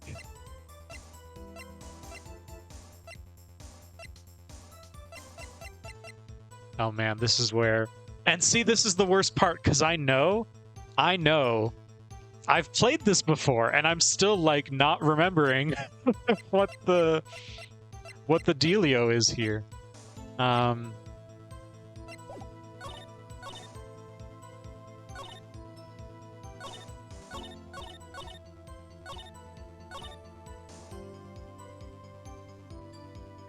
We present... Okay, that is it. Okay. I was like, I guess I'll just start trying things. And that was... Were you really looking at the boat the whole time? Of course I was looking at it. It was the only thing out there. Any normal person would be looking at it. I agree, any normal person would, but you're not a normal person. That's literally what he said. What? Y'all want to step over here and say that? You were camping at the lake to take a picture of Gordy. Think about it. What would you do if you heard a loud noise? You'd be scanning the lake for any sign of Gordy, that's what. You wouldn't give the boat a second thought. Order. Continue, Mr. Wright. You testified that you were watching the boat through binoculars. However, you wouldn't need binoculars to watch that boat. You needed them to search for Gordy, and that's what you were doing. Well? Well, now that y'all mention it, I did sort of take my binoculars and kind of scan the lake a bit. I mean, Gordy might be out there and all. Miss Hart, are you saying that you were not watching the boat then? Sorry, y'all. I wasn't fibbing, really. I was just, you know, I thought I could be witness to a murder and all. I kind of got excited. I was sure I was watching that boat till now. This is totally uncalled for. But hey, you got the photograph, you got proof. Still, we can't see who is shooting who in this. Right. That's why I took this photo and... Witness, that's enough. You've had a long day. Shut your pie hole.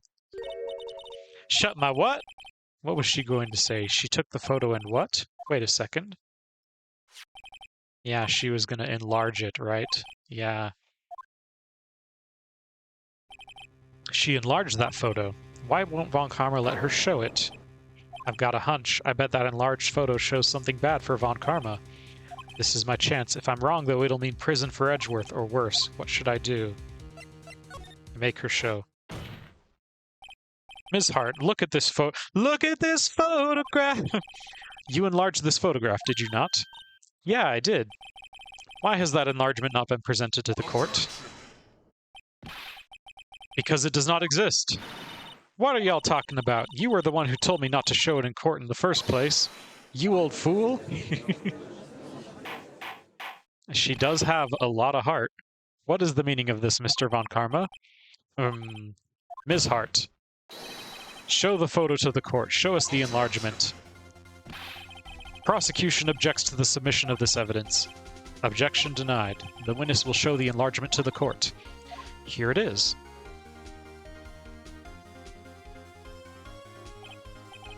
We still cannot see who is firing in this. It could be the defendant, or maybe it's not. Regardless, I'll accept this as evidence. Happy now, Mr. Wright? There has to be something. You asked for the enlargement, you got the enlargement. And little good it has done for any of us. That's why I requested she not show it. I suppose this means that the cross-examination is over, obviously. Then I would like to close the cross-examination of Ms. Lotta Hart. And none too soon. That was a flagrant waste of my time. Mr. von Karma, do you have anything to add? I stated everything I needed to when this trial began. Decisive evidence, a decisive witness. What else could possibly be required? Nothing, of course. Then I believe it is time for me to declare my verdict. Wait, it's not supposed to go like this? Yeah, this is the...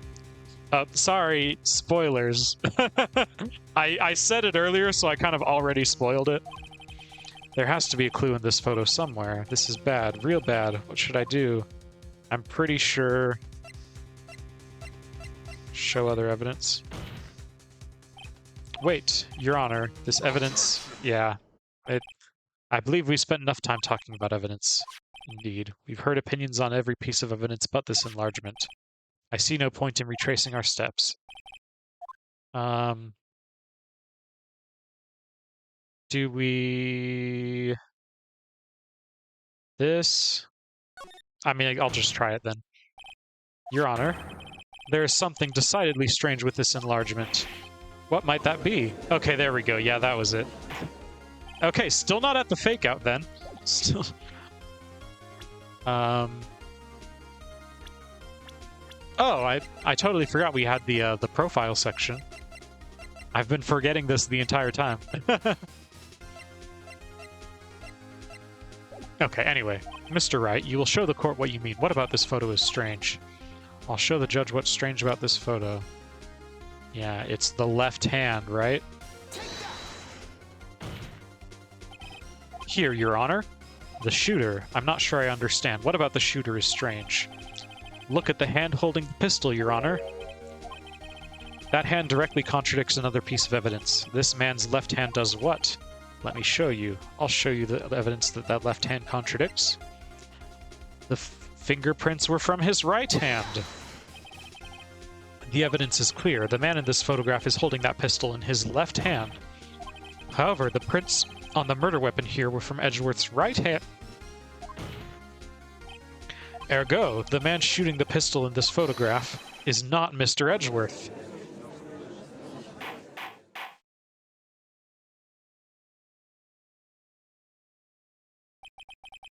Now that everyone in the courtroom has quieted down, I would like to reconvene this court of law. Mr. Wright. Yes, Your Honor. You have given us definitive proof today. We now know that it was not Mr. Edgeworth who fired the pistol that night. However, this leaves us with a rather large problem. If Mr. Edgeworth didn't do it, then who shot our victim? Precisely. As we have seen, there were no other people on the lake that night.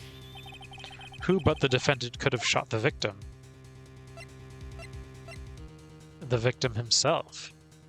I believe that's, yeah, not Miss Hart. There's only one explanation remaining. The man who shot the victim was none other than the victim himself. Order. So you are saying that the victim committed suicide? Yes, Your Honor, I can think of no other explanation. Indeed, that does seem to be the only remaining option. I'm so very, very sorry, Mr. Wright, but suicide is out of the question. What? An examination of the victim's wound reveals the distance at which he was shot. The distance? Yes, my favorite song by Cake. The victim was clearly shot from further than a meter away. A meter? That's 3 feet. There's no way that it could have been suicide.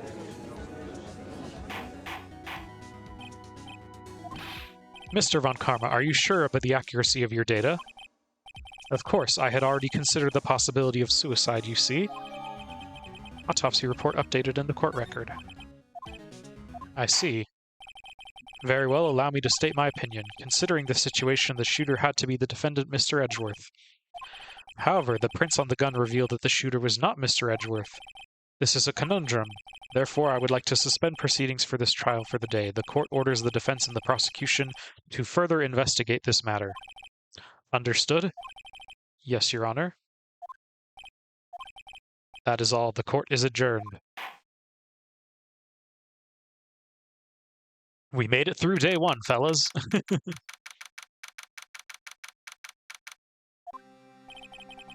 Ooh, that was a close one. Eddie, hey, good to see you, Eddie. The shooter fired 2 gunshots, but clearly you didn't pass 3rd grade here. There was 3 shots, and 3 is higher than 2. Yeah, we'll get there. We'll get there eventually. It just might take a while. Don't you have anything to say? No, I have yet to be declared innocent, right? Well, yeah, but what happened out there on that lake anyway? If he didn't commit suicide, then who? The shooter was about a meter away, too. What? Don't give me that look. I did not kill him. I was just kidding around. Look, I'm going to go check on Maya. Right. Tell her something for me. Tell her to watch what she says in court. I think you could have already told her that, like, much sooner. That's all. Would it kill you to just state how you really feel with a thanks, Edgeworth? I requisitioned a transcript of Law's entire testimony. I thought it might give me some more ammunition for the trial tomorrow. Of course she didn't see the shooter, so the only part of her testimony that stood was the bang she heard.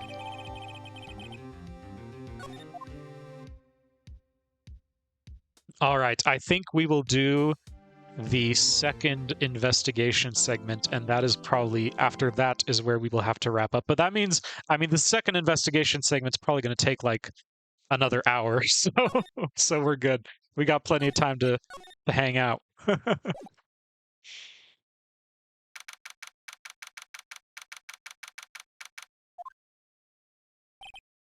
Maya. Hey, Nick, it's you. I'm glad Mr. Edgeworth made it through the day, okay? It's a relief. Why'd you do that anyway? I don't know. I just knew I had to do something. I know I'm not the lawyer my sister was. I'm sorry. Well, you did save the trial. Just behave from now on, okay? Okay. Have you been questioned yet? No, not yet. Detective Gumshoe was here just now. He said, seeing as this is your first offense, we'll let you go after questioning. Oh, and he wanted me to get bail money ready. You can pay for me, okay? How much? I don't know. I guess they'll send you a bill or something. Oh my gosh. Why do I picture giant bales of money every time I hear the word bail? Any luck with Mia? None. I can't get through to her at all. I tried. I really did. I don't know what to do. I think I probably shouldn't have stopped my training. Yeah, you gotta go stand under a waterfall.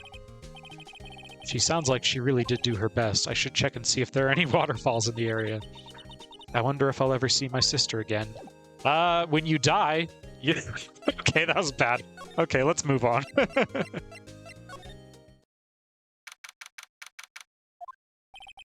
There are fewer than there were yesterday, but the cops are still around in the park. I wonder if Gumshoe's here today. Let's find out. Haven't seen Larry around today at all. Probably off paying through the nose on a date with the lovely Keonce.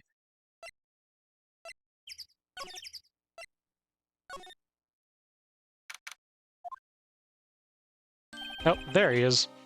Detective Gumshoe. Hey, pal, the trial today, What about the trial? Well, I was going to say good show, but it wasn't really all that. Though you did save Mr. Edgeworth, I guess. I just wasn't sure how to thank you, you know? Thanks. Detective Gumshoe, any idea what strategy Von Karma is planning for tomorrow? It sounds like he's bringing in another witness. Another witness? Oh, right, he said something about that in the trial today. There were 2 witnesses.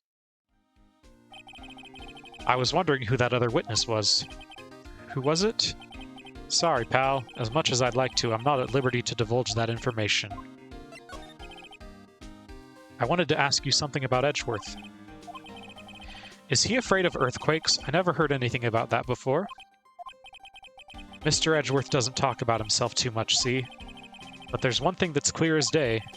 Him hating crime the way he does, and him becoming a prosecutor, and him being scared of earthquakes, it all started with that incident. Oh, so Gumshoe... I guess Gumshoe knows more than he's letting on, right?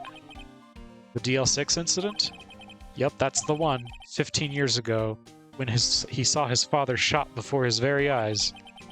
He still feels the pain now. You can see it in his eyes. I wanted to talk to you about Maya Fey. She's not out on bail yet? That's strange. I told him to let her go as soon as they had their report written up. Man, I don't know what would have happened in that courtroom today if it weren't for her. Seeing her getting dragged out by the bailiff, I'll be honest with you, pal, I shed a tear or two. Mr. Edgeworth, he was so moved I saw his lip trembling. Really? Cold as ice, Edgeworth. He was really grateful for what she did, you know. I'm going to head back to the station. I'll get the report on Maya and get her out of there as soon as I can. Thank you. Oh, wait. I was wondering, how much is bail going to be? Don't worry about that. Mr. Edgeworth is posting the whole amount. What? Edgeworth? Didn't I tell you? He's grateful to her for what she did. Alright, pal. Well, don't forget to go pick her up, okay? Yeah, I'm basically the dad in this situation. Maybe I can get Edgeworth to pay this month's rent, too. Yeah, that would be fun. Oh, the camera's still there.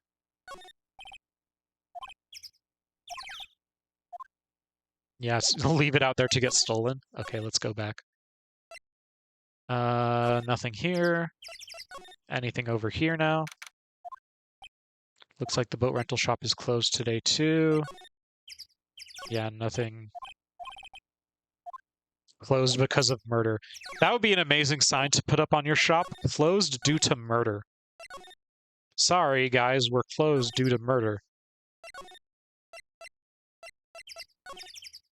Alright, anything over here? Detective Gumshoe's not here. Gumshoe's at the scene again today. He's a live wire, that one. Got into a fight with the chief for not following protocol. Not following protocol? I bet it wouldn't help them build the case against Edgeworth. Okay, so nothing here, it looks like. Sure is quiet here with nobody around. Right, I have to get Maya out of that detention cell soon. Hey, Nick, you finally came. They just finished the paperwork. I'm free to go. Free at last, eh? Those interrogators were really mean. They were like, okay, what did you do this time? Like I was some kind of criminal. I mean, you've already been accused of murder once. Well, they didn't let you out in the end, did they? Oh, that reminds me. Thanks for bail. Thank Edgeworth. He posted bail for you. Said he was grateful for what you did. Mr. Edgeworth did that. I have to make it up to him. We've got to win this case, Nick. What do you think we should do next? We're kind of lacking in the clues department. We could go to the park and look for Gordy. I was kidding. Still, if there are any clues out there, a park's as good a bet as any. Alright. You know, I did notice one thing while I was here in detention. It's really, really comfortable here. It's warm, and they keep it very clean. I meant, have you noticed anything about the case? Well, not much more than that, no. She's probably still upset about Mia. Okay. Okay, so it's telling us to go back to the park. There aren't many cops around today, are there? They're probably back at the precinct working up the case against Edgeworth. Hey, y'all! Hey, it's Lotta! Y'all really did it today. What do we do now? Nah, I'm not complaining. See, I did a little thinking, a little self-reflection, you might say. I realized that being a witness is a mighty big responsibility. But I just went up there and started blabbing any old thing that came to mind. Lotta. So you see, I want to make it up to y'all. What did you think of the trial? To be honest, I was doing it half just to say I'd been a witness, even though I didn't really see anything. Oh my gosh. No penalties for perjury in this world. I kind of convinced myself I had, though. I'm sorry, I know I caused a lot of trouble. Well, memory is a tricky, vague little thing. Yeah, I sure know that now. I'll be fine the next time I witness a murder, which will probably be next week. You mean the first time you witness a murder? What about Gordy? Right. Well, the way I figure, the trial's only stoking the flames of Gordy fever. I'll get my exclusive photos and rocket to stardom. Alright, Lotta, you go, girl. I wish I could be an investigative photographer too. Finish your spirit medium training first. Lotta, what do you mean by making it up to us? Well, you see, actually, I got a bit of information for you. What? That Von Karma didn't want me to say nothing about it. What information? Well, now we're getting to the heart of it. See, I reckon we might be able to do ourselves a little exchange. I thought this was to make it up to us. Right. I propose a little exchange to make it up to you. What? Information don't come cheap, my friend. Hey. I see you thinking, my, how unsophisticated these southern folks are. It's written all over your face. Let me tell you, most southerners are way more sophisticated than you. I'm just the exception, okay? Oh my goodness. Well, what'll it be? We got a deal or not? What do we do, Nick? Yeah, I think we have to. We don't have any other leads, so I don't think we have a choice here. Okay, how much? Huh? You completely off your rocker? I may not be sophisticated, but I'm not trying to rob the poor. The only fair exchange for information is information. Listen good. What I need from you is information about Gordy. Whoa, Gordy? But Gordy doesn't... I mean, Gordy might not exist. Then bring me proof that shows he don't. I'll be keeping watch from the car, okay? You see something, y'all come to me first, got it? Okay. Right, see y'all later. We have to disprove the existence of Nessie, or Gordy in this case. Okay, Nick, let's get hunting. Hunting? You don't seriously mean Gordy? I sure do. What about Edgeworth? We're searching for Gordy for him, Nick, don't you get it? Okay, and how exactly do we search for a make-believe monster? Maybe we can find a monster myth specialist.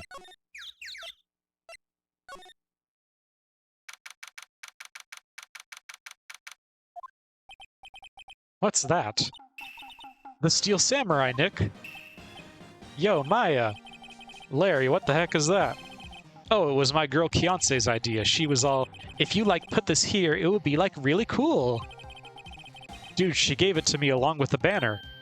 Wow, that's real impressive she could find those for you. Well, she knows a lot of people. And that show's finished now, so she got them for free. Right. Yo, Nick, what happened with Edgy? Well, we made it through the first day in court, all right. I don't know how good our prospects are from here on, though. Huh. Hey, Larry, did you know Mr. Edgeworth's secret weakness? He's terrified of earthquakes.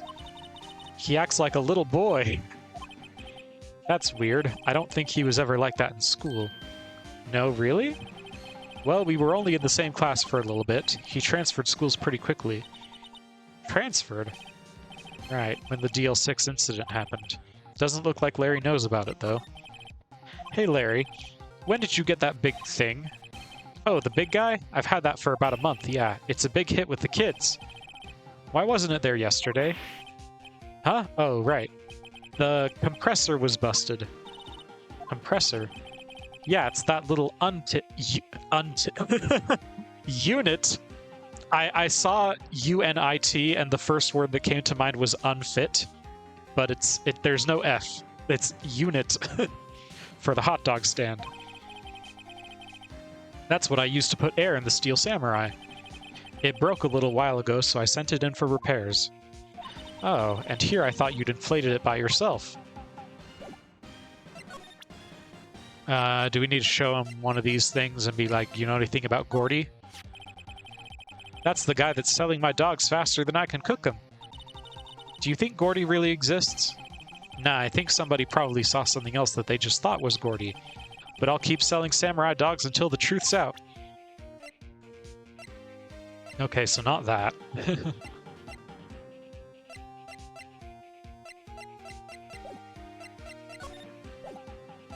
I guess we'll move.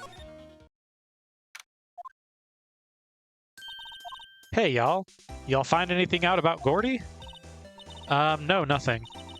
Well, keep moving. It gets cold out here at nighttime.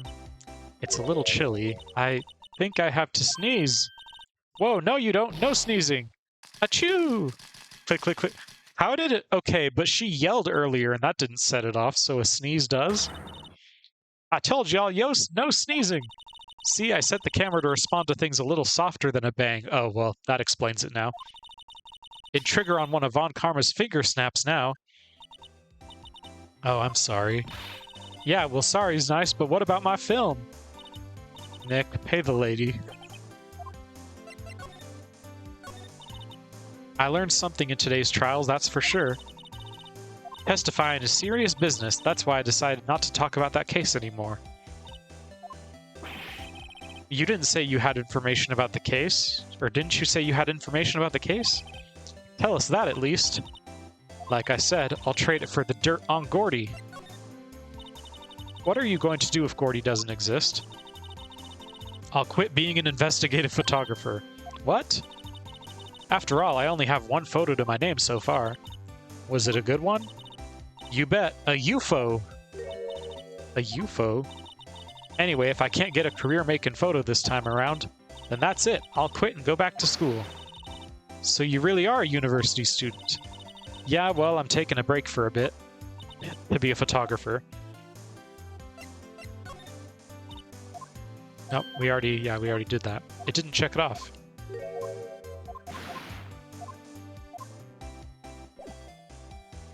Okay.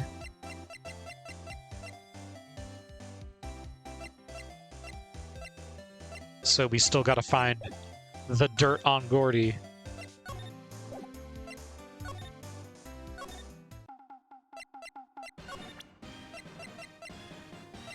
Anything this guy has? Nope.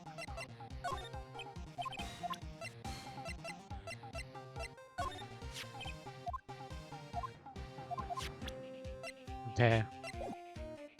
I guess we'll move again. Unless boat rental, I don't think there's anything here, but we'll check. It's always so quiet here. I wonder if the boat shop is closed for good. Well, with the murder on the lake and all, they're probably just taking a vacation till it blows over. I get it. Okay, so yeah, nothing here. I know at some point you have to talk to Larry about Gordy. I thought that was now, but maybe it's later.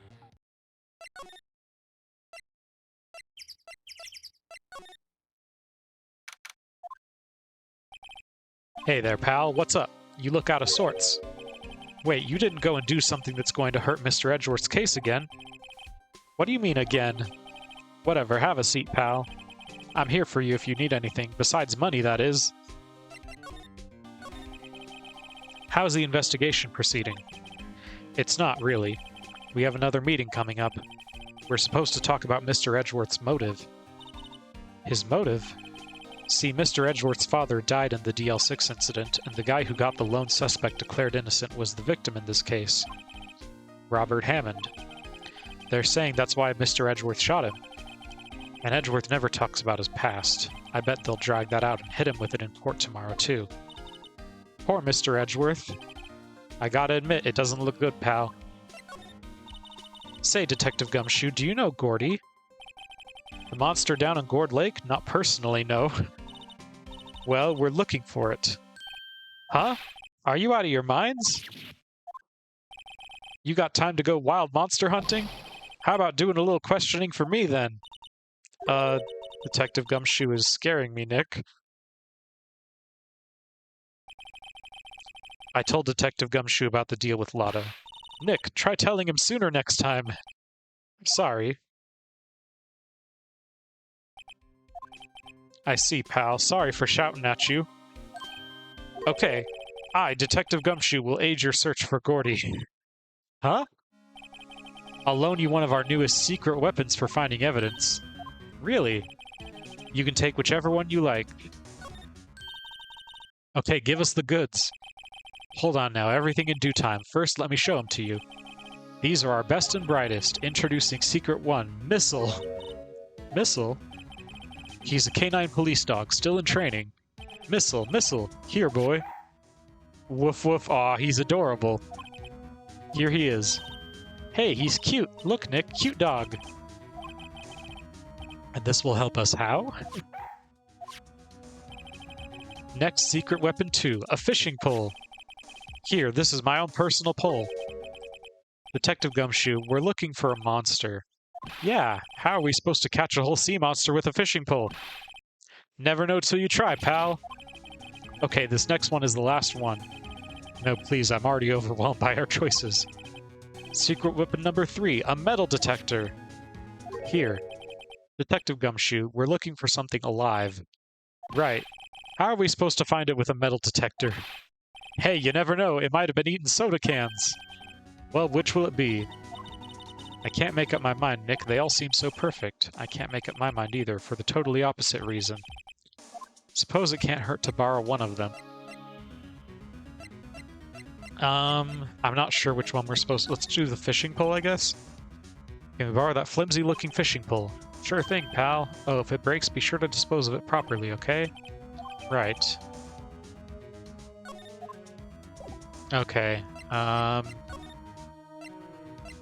we gotta go back here and probably just see if presenting this to anyone gives us anything.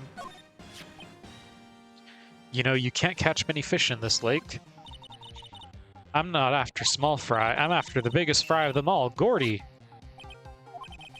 You really going to try to fish out a monster? To save Edgeworth, yes. Brings a tear to my eye in more ways than one. Okay, that wasn't it.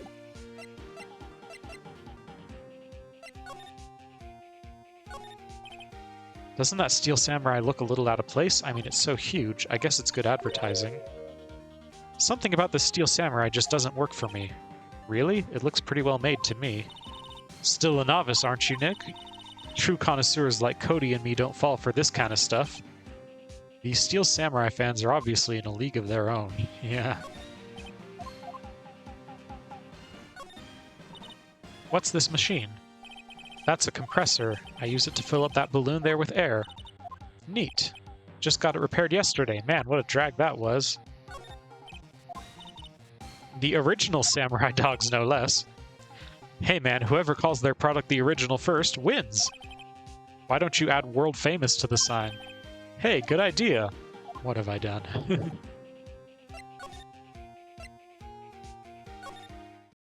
Alright. Okay, Nick, this looks like a good spot. A good spot for what? Time to do some fishing! She's serious. What are you going to use for bait? Yeah, I figured something like this would happen.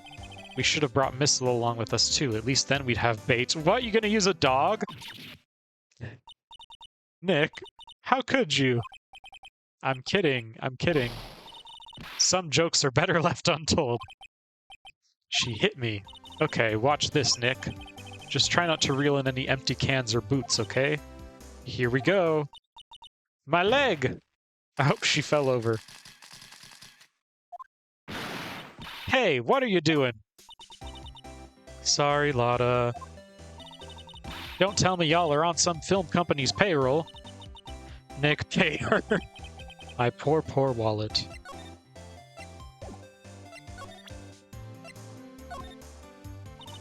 Lotta, wait, for catching Gordy. A fishing pole? Are you out of your doggone mind? Yes, I mean, yes, it's a fishing pole. Huh. I never thought of that. Good luck. Thanks! I don't believe it. Does this give us anything different? Yeah, that doesn't give us anything different.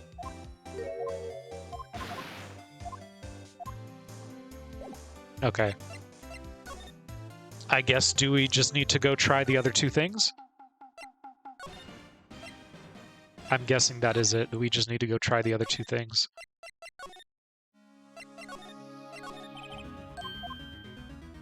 Have to take back the last one I lent you. Which one will it be? Let's do the metal detector.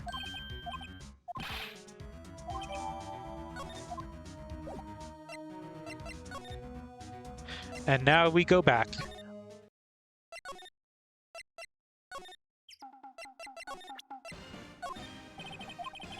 Okay. That doesn't do anything with him. What about over yonder?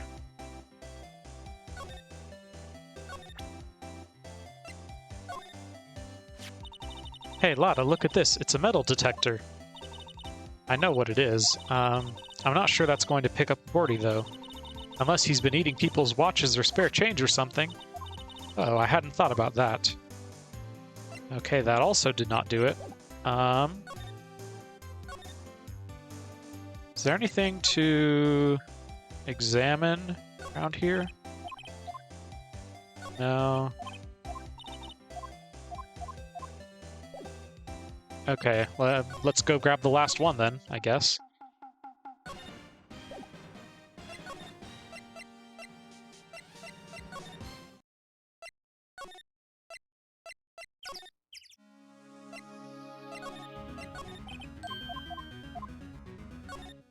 We'll take the doggo, because he's a good doggo.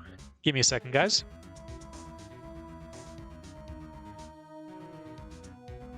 Okay, yes, we are taking the doggo, because he's a good doggo. Woof woof. He's so cute. Very cute with shiny eyes. Aw. Oh.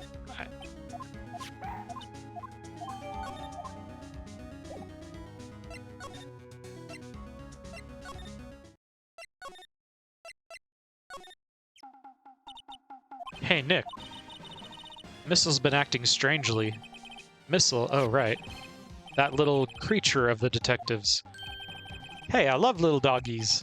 Good boy, good boy. Grrr. What's wrong, Missile? Oh no. It's gonna make the camera go off. Missile, Missile! Munch, munch, munch. Oh no. Stop that thing. Cannibal, it's eating my samurai dogs. Oh no, it ate all of his hot dogs. How could you? My samurai dogs. Wow, he ate every single one. I'm sorry, Larry.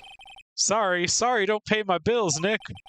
It's going to have to this time. Yeah, I feel like we're just owing everyone money now. Hey, Larry, look, it's Missile. Isn't he cute? Keep that mud away from me. What am I going to tell the big boss?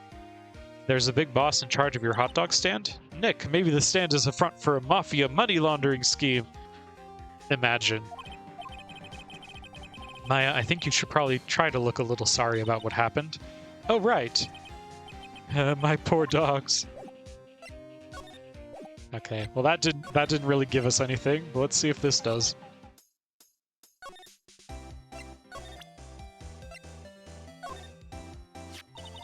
Hey, Lada. Oh, cute. He yours? He's a canine police dog. His name's Missile. Huh. Canines are the ones they use to sniff for things, right? I wonder what Gordy smells like. I hadn't thought about that. Okay, that also gave us basically nothing.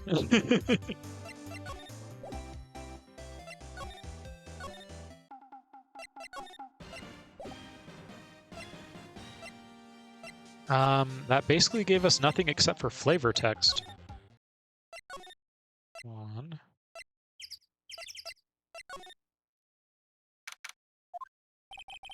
Looks like Edgeworth isn't questioning. Let's come back later. Fresh air, I gotta say, freedom feels great. Behave yourself in the courtroom tomorrow, okay? Misbehaving's much more fun. It's not going to be so much fun when Edgeworth refuses to pay your bail again. Right, I'll behave. Oh no. Okay, so...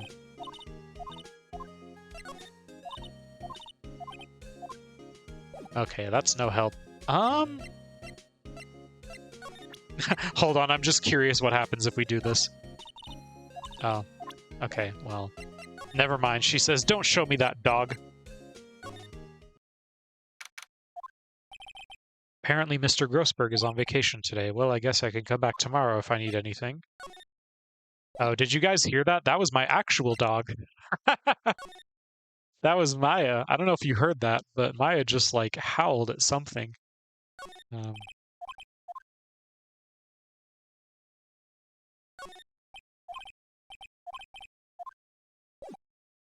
Okay, so nothing here.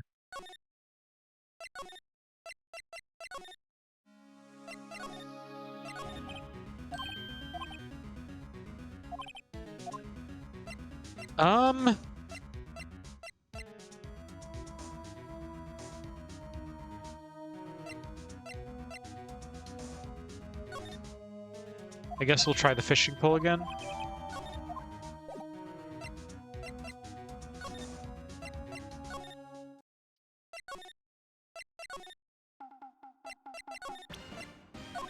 What happened with when we presented this?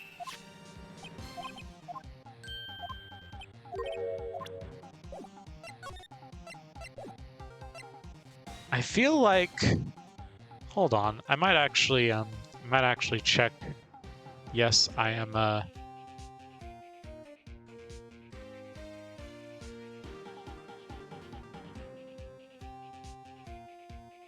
needed a way to inflate it.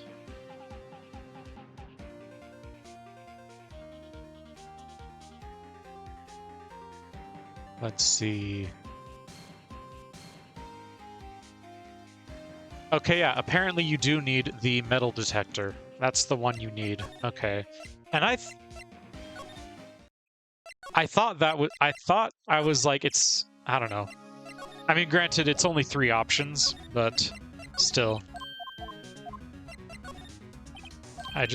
Okay.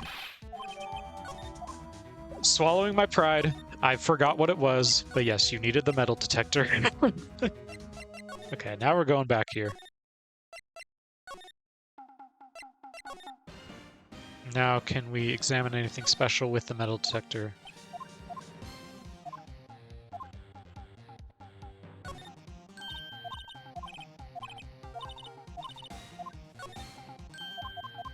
Nope, not there. Out in the lake? Wow, Gourd Lake is really big. Yeah. Oh, look at all those flags up there. Those flags look sadly out of place here, flapping liftlessly back and forth in a cold wind under a cold sky. I don't know, I think it kind of gives the place a festival atmosphere. Reminds me of the War of the Eyeglasses. War of the what? You mean you don't know the War of the Eyeglasses? What the heck is it? Our local fair used to do it every summer. I guess we were the only ones. I ask again, what the heck is it?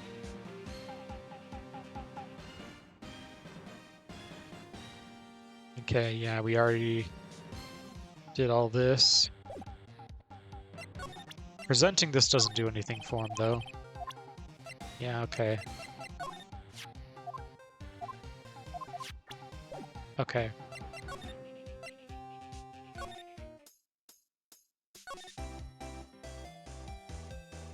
Dun dun dun. We already did that.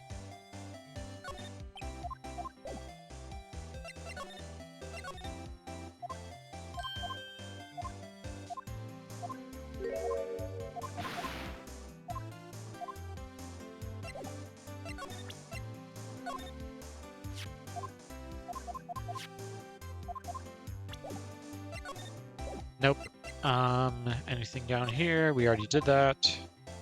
Already did that.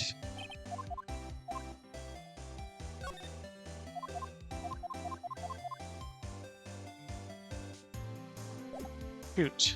Even after getting one hint, it's already, I think... Do I already need another hint? Is that what I'm seeing right now? Hold on. You know, we haven't examined anything here, so let's at least try this here.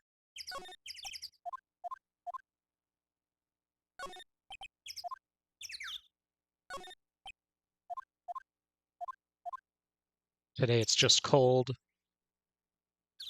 We playing Hunt the Pixel? I don't think we want to play Hunt the Pixel. There's a lamp. That's obviously a clue. Okay.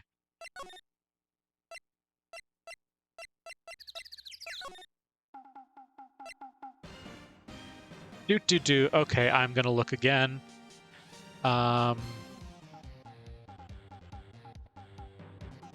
Metal detector. The boat rental shop. Okay.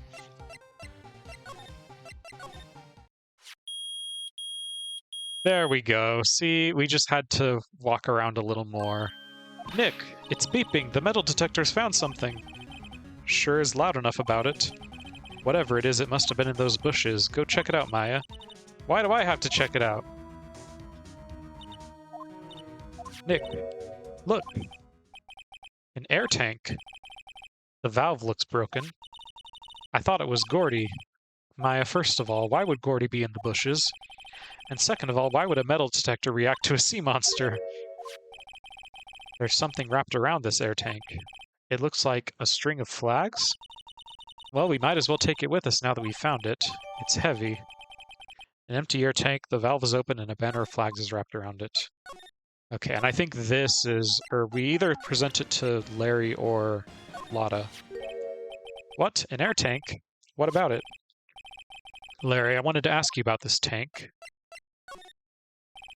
Say, is this air tank yours? Why would I have a thing like that? Look, see how there's a string of flags around the tank valve? It's just like the string of flags around your steel samurai there. Must be a coincidence. There are strings of flags everywhere these days. Like elementary schools. And used car dealerships. Look, why would I need a tank anyway? To inflate your samurai.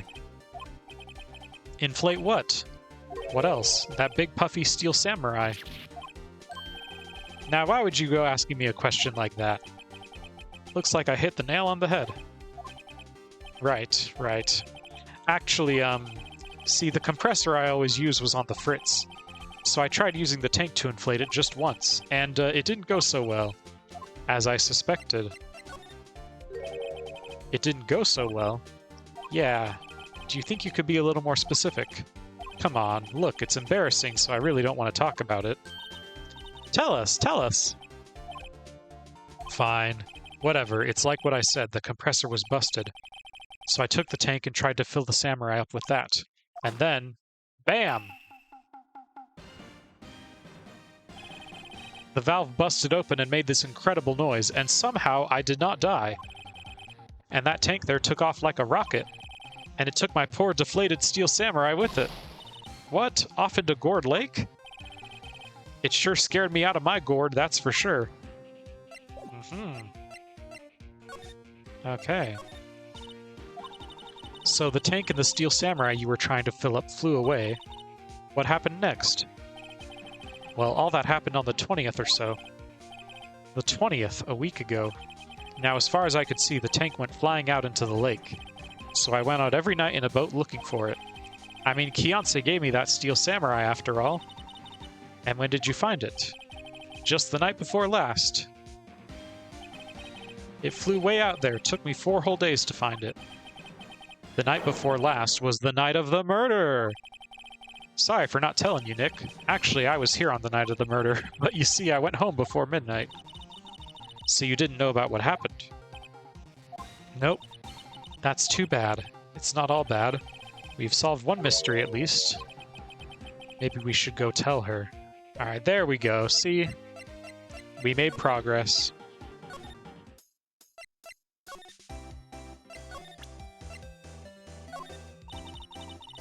Yep, I'd have to... I thought that was what we were supposed to show her. Well, Mr. Lawyer? Okay, we show her this way. I've got the info y'all need. Y'all got the scoop on Gordy for me yet? Sorry, sweetie. Gordy doesn't exist. Lotta, there's no such thing as Gordy. What? How can y'all be so sure? Really, Nick? Y'all got some proof Gordy doesn't exist? The proof that Gordy doesn't exist? No lawyer worth his badge would make a claim without the proof to back it up. Here's the proof that Gordy doesn't exist. It's my attorney's badge. No, it's the air tank. Larry's air tank? What are y'all doing with an air tank? This is Gordy. Excuse me? What exactly are you saying, Nick? There's a stand near here, a hot dog stand. There's a giant inflatable samurai doll there. About a week ago, an idiot who happens to be a friend of mine, oh my gosh, tried to fill it. He used this air tank, and when the valve blew, the tank flew into the lake.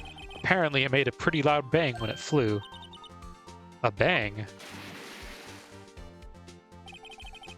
The tank, along with the still deflated samurai, fell into the lake. At the same time, a couple was taking a photograph of the lake. This photo. Wait, so you're saying that Gordy is really the Steel Samurai? Well, that's a fine way to ruin a gal's dreams. Oh, we've ruined her dreams! Oh no! I'm sorry, Lotta. Nah, it's okay, you win. I'll give you your info like I promised. Poor Lotta. So tell us this information you have. A promise is a promise, I guess. I overheard the cops around here saying something about the witness tomorrow. They said he's the caretaker of the boat rental place up the path here. Boat rental? There's someone there? I mean, it looks so deserted. Just an old guy living all by himself. Y'all should go check it out. Thanks, Lotta, we will. Let's get cracking, Nick. Hold on. Something else? Yeah, the night of the murder. My camera clicked twice, you know. Wait, so you have another photo? Well, yeah, but there's nothing in it at all, just the lake. I figured it wouldn't be much use as evidence, so I kept it to myself. Well, it might not be helpful at all, but here, take it. Second photo added to court record. Bye now, y'all take care. Time for me to pack up and leave. Poor Lotta. It's all Larry's fault. The legend still lives on, I guess. Yeah, the legend of Larry, familiar to all who know him for any length of time. When something smells, it's the butts. Haha. Epic joke. Someone should whip that butts into shape. Haha, I get it. Okay, we gotta go to the boat rental shop.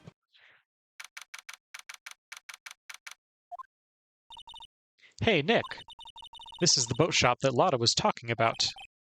You're right. Doesn't seem to be anyone around at all. Well, let's go check it out anyway.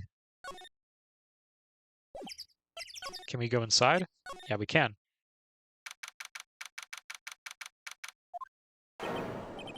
Meg, that you? Hey, is that Keith with you? Where have you two been? I've been worried sick. Nick, you handle this. I think I'll leave this one up to you, Maya. Meg. Yes? Finally made up your mind, have you? My mind? You'll run the pasta shop when I'm gone. Pasta? Glad to hear it, glad to hear it. You make your old man proud. When you kids left the house, I didn't know what to think. How am I supposed to keep this place running an old man like me? Polly, the kids are home. Hello, hello. Nick, what was that? A parrot, the one on that perch. Keith. Yes? I leave the wet noodle in your capable hands, Sonny. Nick, what's the wet noodle? Based on the available evidence, I'd say it's the name of his pasta shop. That's a relief, isn't it, Polly? Hello, hello. Yep. Oh, he eep. I guess he's relieved. Wow, what an amazing parrot that is. Good morning. Hello. It ignored me.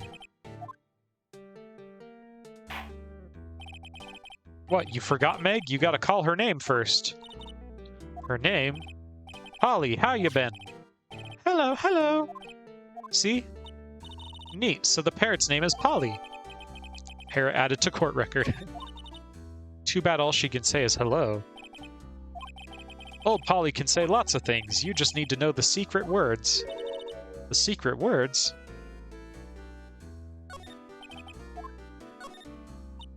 Polly, Polly, what's your name? Polly!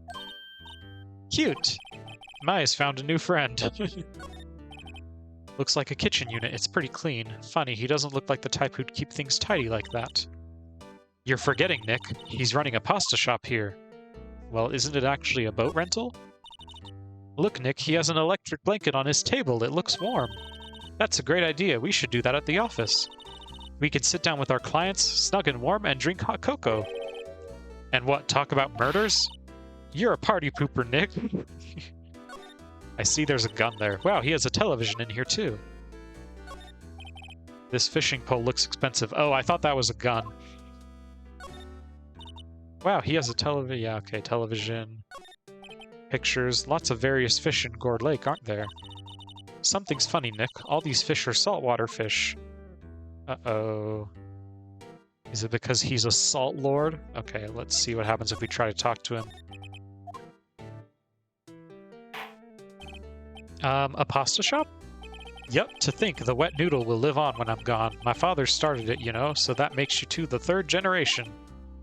Meg. Tomorrow we'll start with the secrets of dough tossing. Dough tossing? You too, Keith. You'll be the best pasta wrangler the West has ever seen. Pasta wrangler? The West? Isn't pasta from Italy? Meg! Yes? You know the best pasta's always been made west of the Rockies, don't you? Right, of course, everybody knows that. Nick? How long do we have to keep up this all-in-the-family charade? This old man must know something about the murder. We're not leaving until we find out what it is. This is a boat rental shop, right? What are you talking about? This here's the Palace of Pasta, the wet noodle. Though now that you mention it, we haven't gotten many orders for spaghetti lately. All the kids come up and say, "Yo, dude, we want to ride one of your boats." That's why I keep them boats out there. Youngsters these days, darned if I understand them. I'm pretty confused myself. This isn't going anywhere, but this old man is the witness tomorrow, right? We've got to find some way of getting information out of him. My memory's gotten worse as of late. That's why I just tell everything important to old Polly here. Everything important? I wonder. Polly, what's the number to the safe? 1228! Alright. Hey, Polly, watch it, will ya? See, Nick? All it takes is a little clever thinking. And a criminal mind. Quick, Nick, write that number down. Hey, don't get me involved in your little heist schemes. Okay, do we have to present something to him? Pop, pop. Oh, what is this? Okay, empty lake.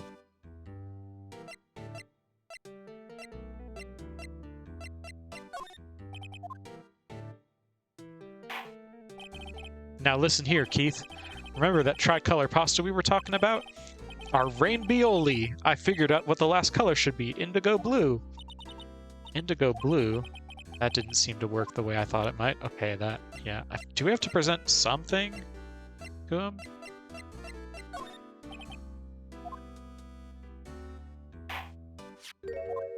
That a lawyer's badge? Yes, it is. I don't believe it. This old guy is the first person to recognize my badge. I get it. Huh? Yup, I got you figured out now. You're not Keith! Nick, now's our chance to clear things up. Sir. No, I'm not Keith. And I'm not Meg either. We're here investigating a murder that took place on this lake the other night. Please help us. A lawyer, huh? Please, mister. Alright, I'll help, but on one condition. What's that? When this case is over and done, you'll run the wet noodle. You know what? Yeah, I'm quitting lawyering and becoming a noodle master. Okay, we promise. Nick, are you sure about this? Hey, anything to get this case solved. Also, who wouldn't want to eat Phoenix noodles? I guess so. That's my boy. Good for you, Keith. Wait, didn't I just say... You too, Meg. You bring a tear to your old man's eye, you know? Now, what was that you wanted to know? Speak up, Polly. Hello, hello! Now he's talking to the bird again. How do we get him to talk to us? Okay, I wonder if that goes any differently if you say no. Oh, you won't need a badge for running the pasta shop? Is that what he said? Toss it.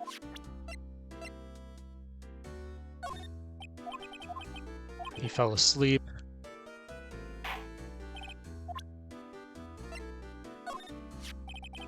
Hey up, I seen this. You know something about this, sir? Keith. Yes?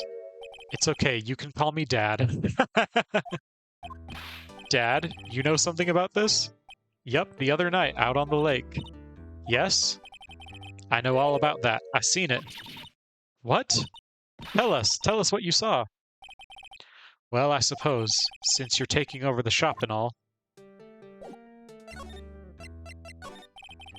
I forget the time, but it was pretty dark outside. Probably night. Yup. It was after midnight, but okay. Then I heard this bang, so I looked outside. Then I heard another one. Bang!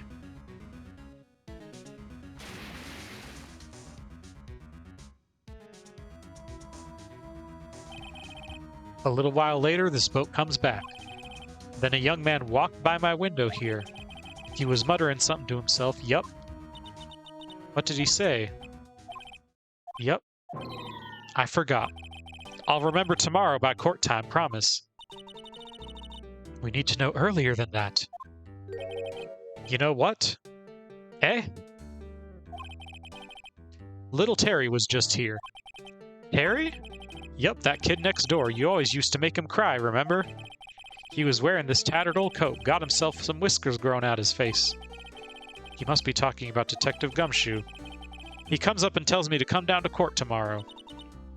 Really? Somehow I don't think we're going to get much useful information from this guy. Maya, maybe we should be leaving. I think you're right. Oh wait, I had one more question. Polly, have we forgotten something? What? Don't forget DL6! Ah! Yeah, that's, What did she just say, Nick? One more time, Polly. Don't forget DL6. What? The DL6 incident? Hey, Dad? Oh, he eep again. This is getting weird. Who is this old guy? Why would that bird Polly know about DL6? We have to figure out who that old man is. Oh. He locked the door from the other side. Who could that old man be? I think I need to do a little more research on this DL6 incident. Maybe I should ask Gumshoe. We sure will. We sure will ask Gumshoe.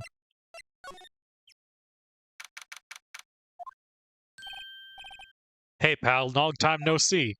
What do you mean? It's only been, since a couple hours ago. You don't look so happy. What's wrong this time? Actually, we wanted to ask you something. You know about the boat rental shop down at Gourd Lake? Oh yeah, the old man who runs it is appearing as a witness in court tomorrow, right? How'd you... Yeah, that was supposed to be top secret.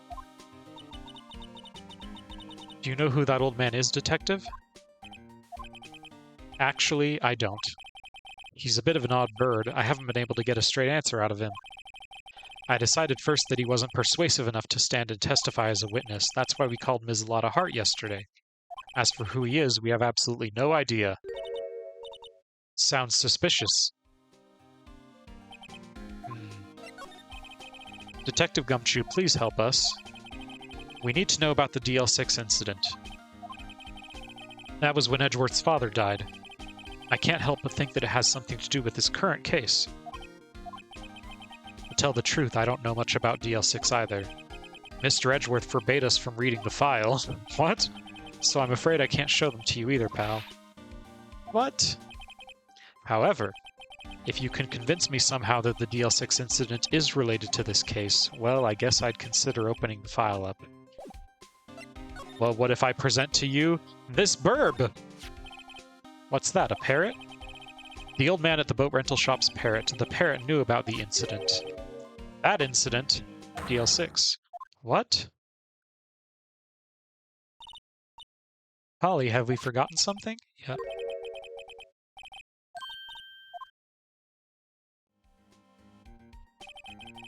I'm pretty sure that old man must have taught her that word. Yeah, but how would that old man know about DL6 incident? Wait, what if? What if that old man was connected to DL6? Well, he has to be, right? Nick, you think he might be... I getcha. Sounds like you need information on the DL6 incident. Through here is the station's records room. I'll give you special permission to go in and find what you need. Alright, way to go, Detective Gumshoe. Okay, Nick, to the records room. I guess it's time we faced Edgeworth's past.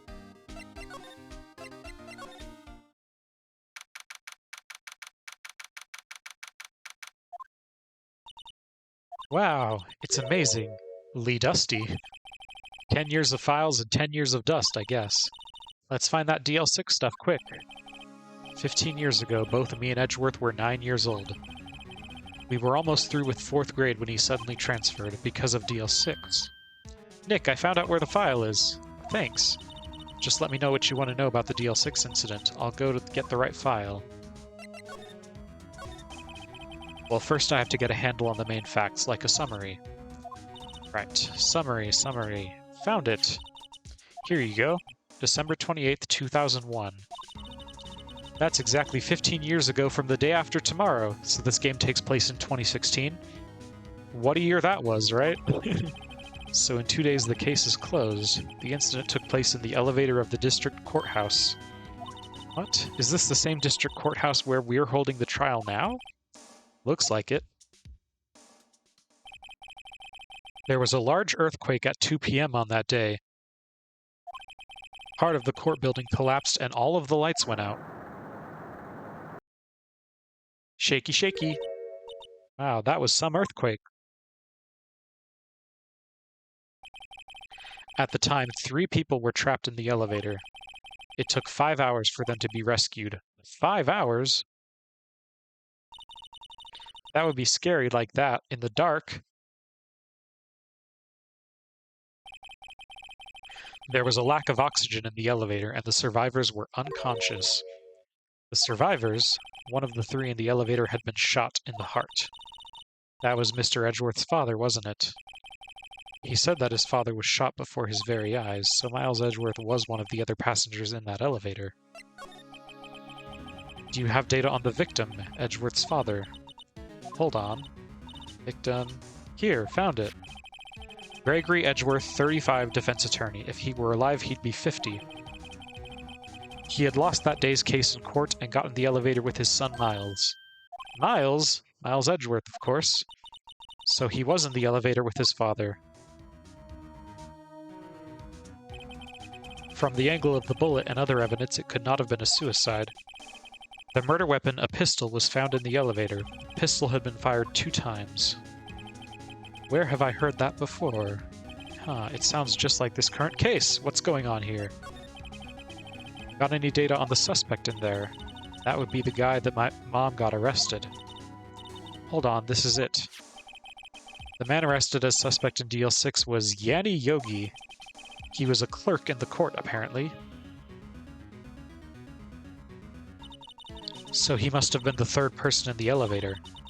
Well, then he had to have done it. But he was found innocent, thanks to his defense lawyer, Robert Hammond. Hammond, the victim in our case. Right. The suspect, Mr. Yogi, was oxygen deprived, so much so that he had brain damage. He lost all memory of being in the elevator. After he was declared innocent, he disappeared. Where could Yogi have gone to, I wonder?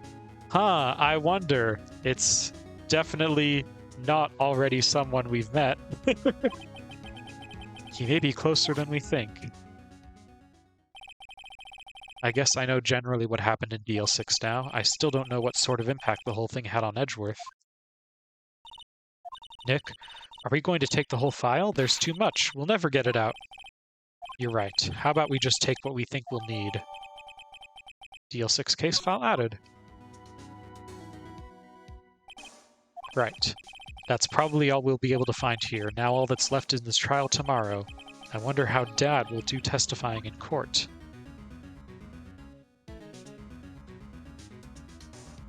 And we will have to find out next time on Perfume Guys stream.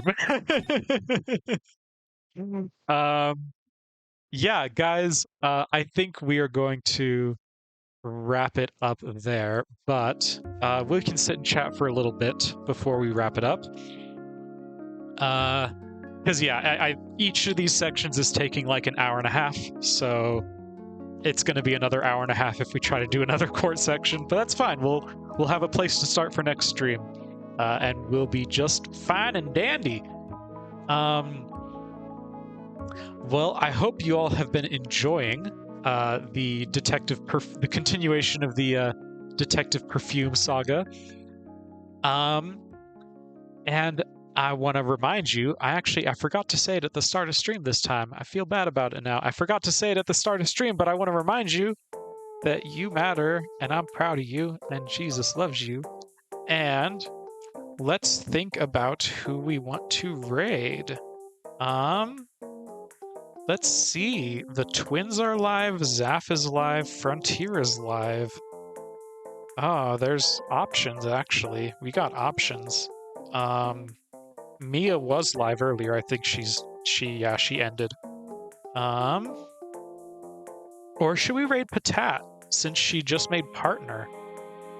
Let's do that, actually. It's been like a month since we raided Mama Patat. But for those who don't know, she made partner just very recently.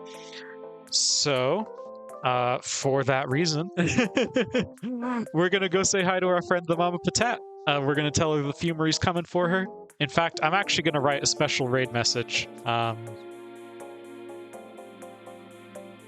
gonna write a special message for her.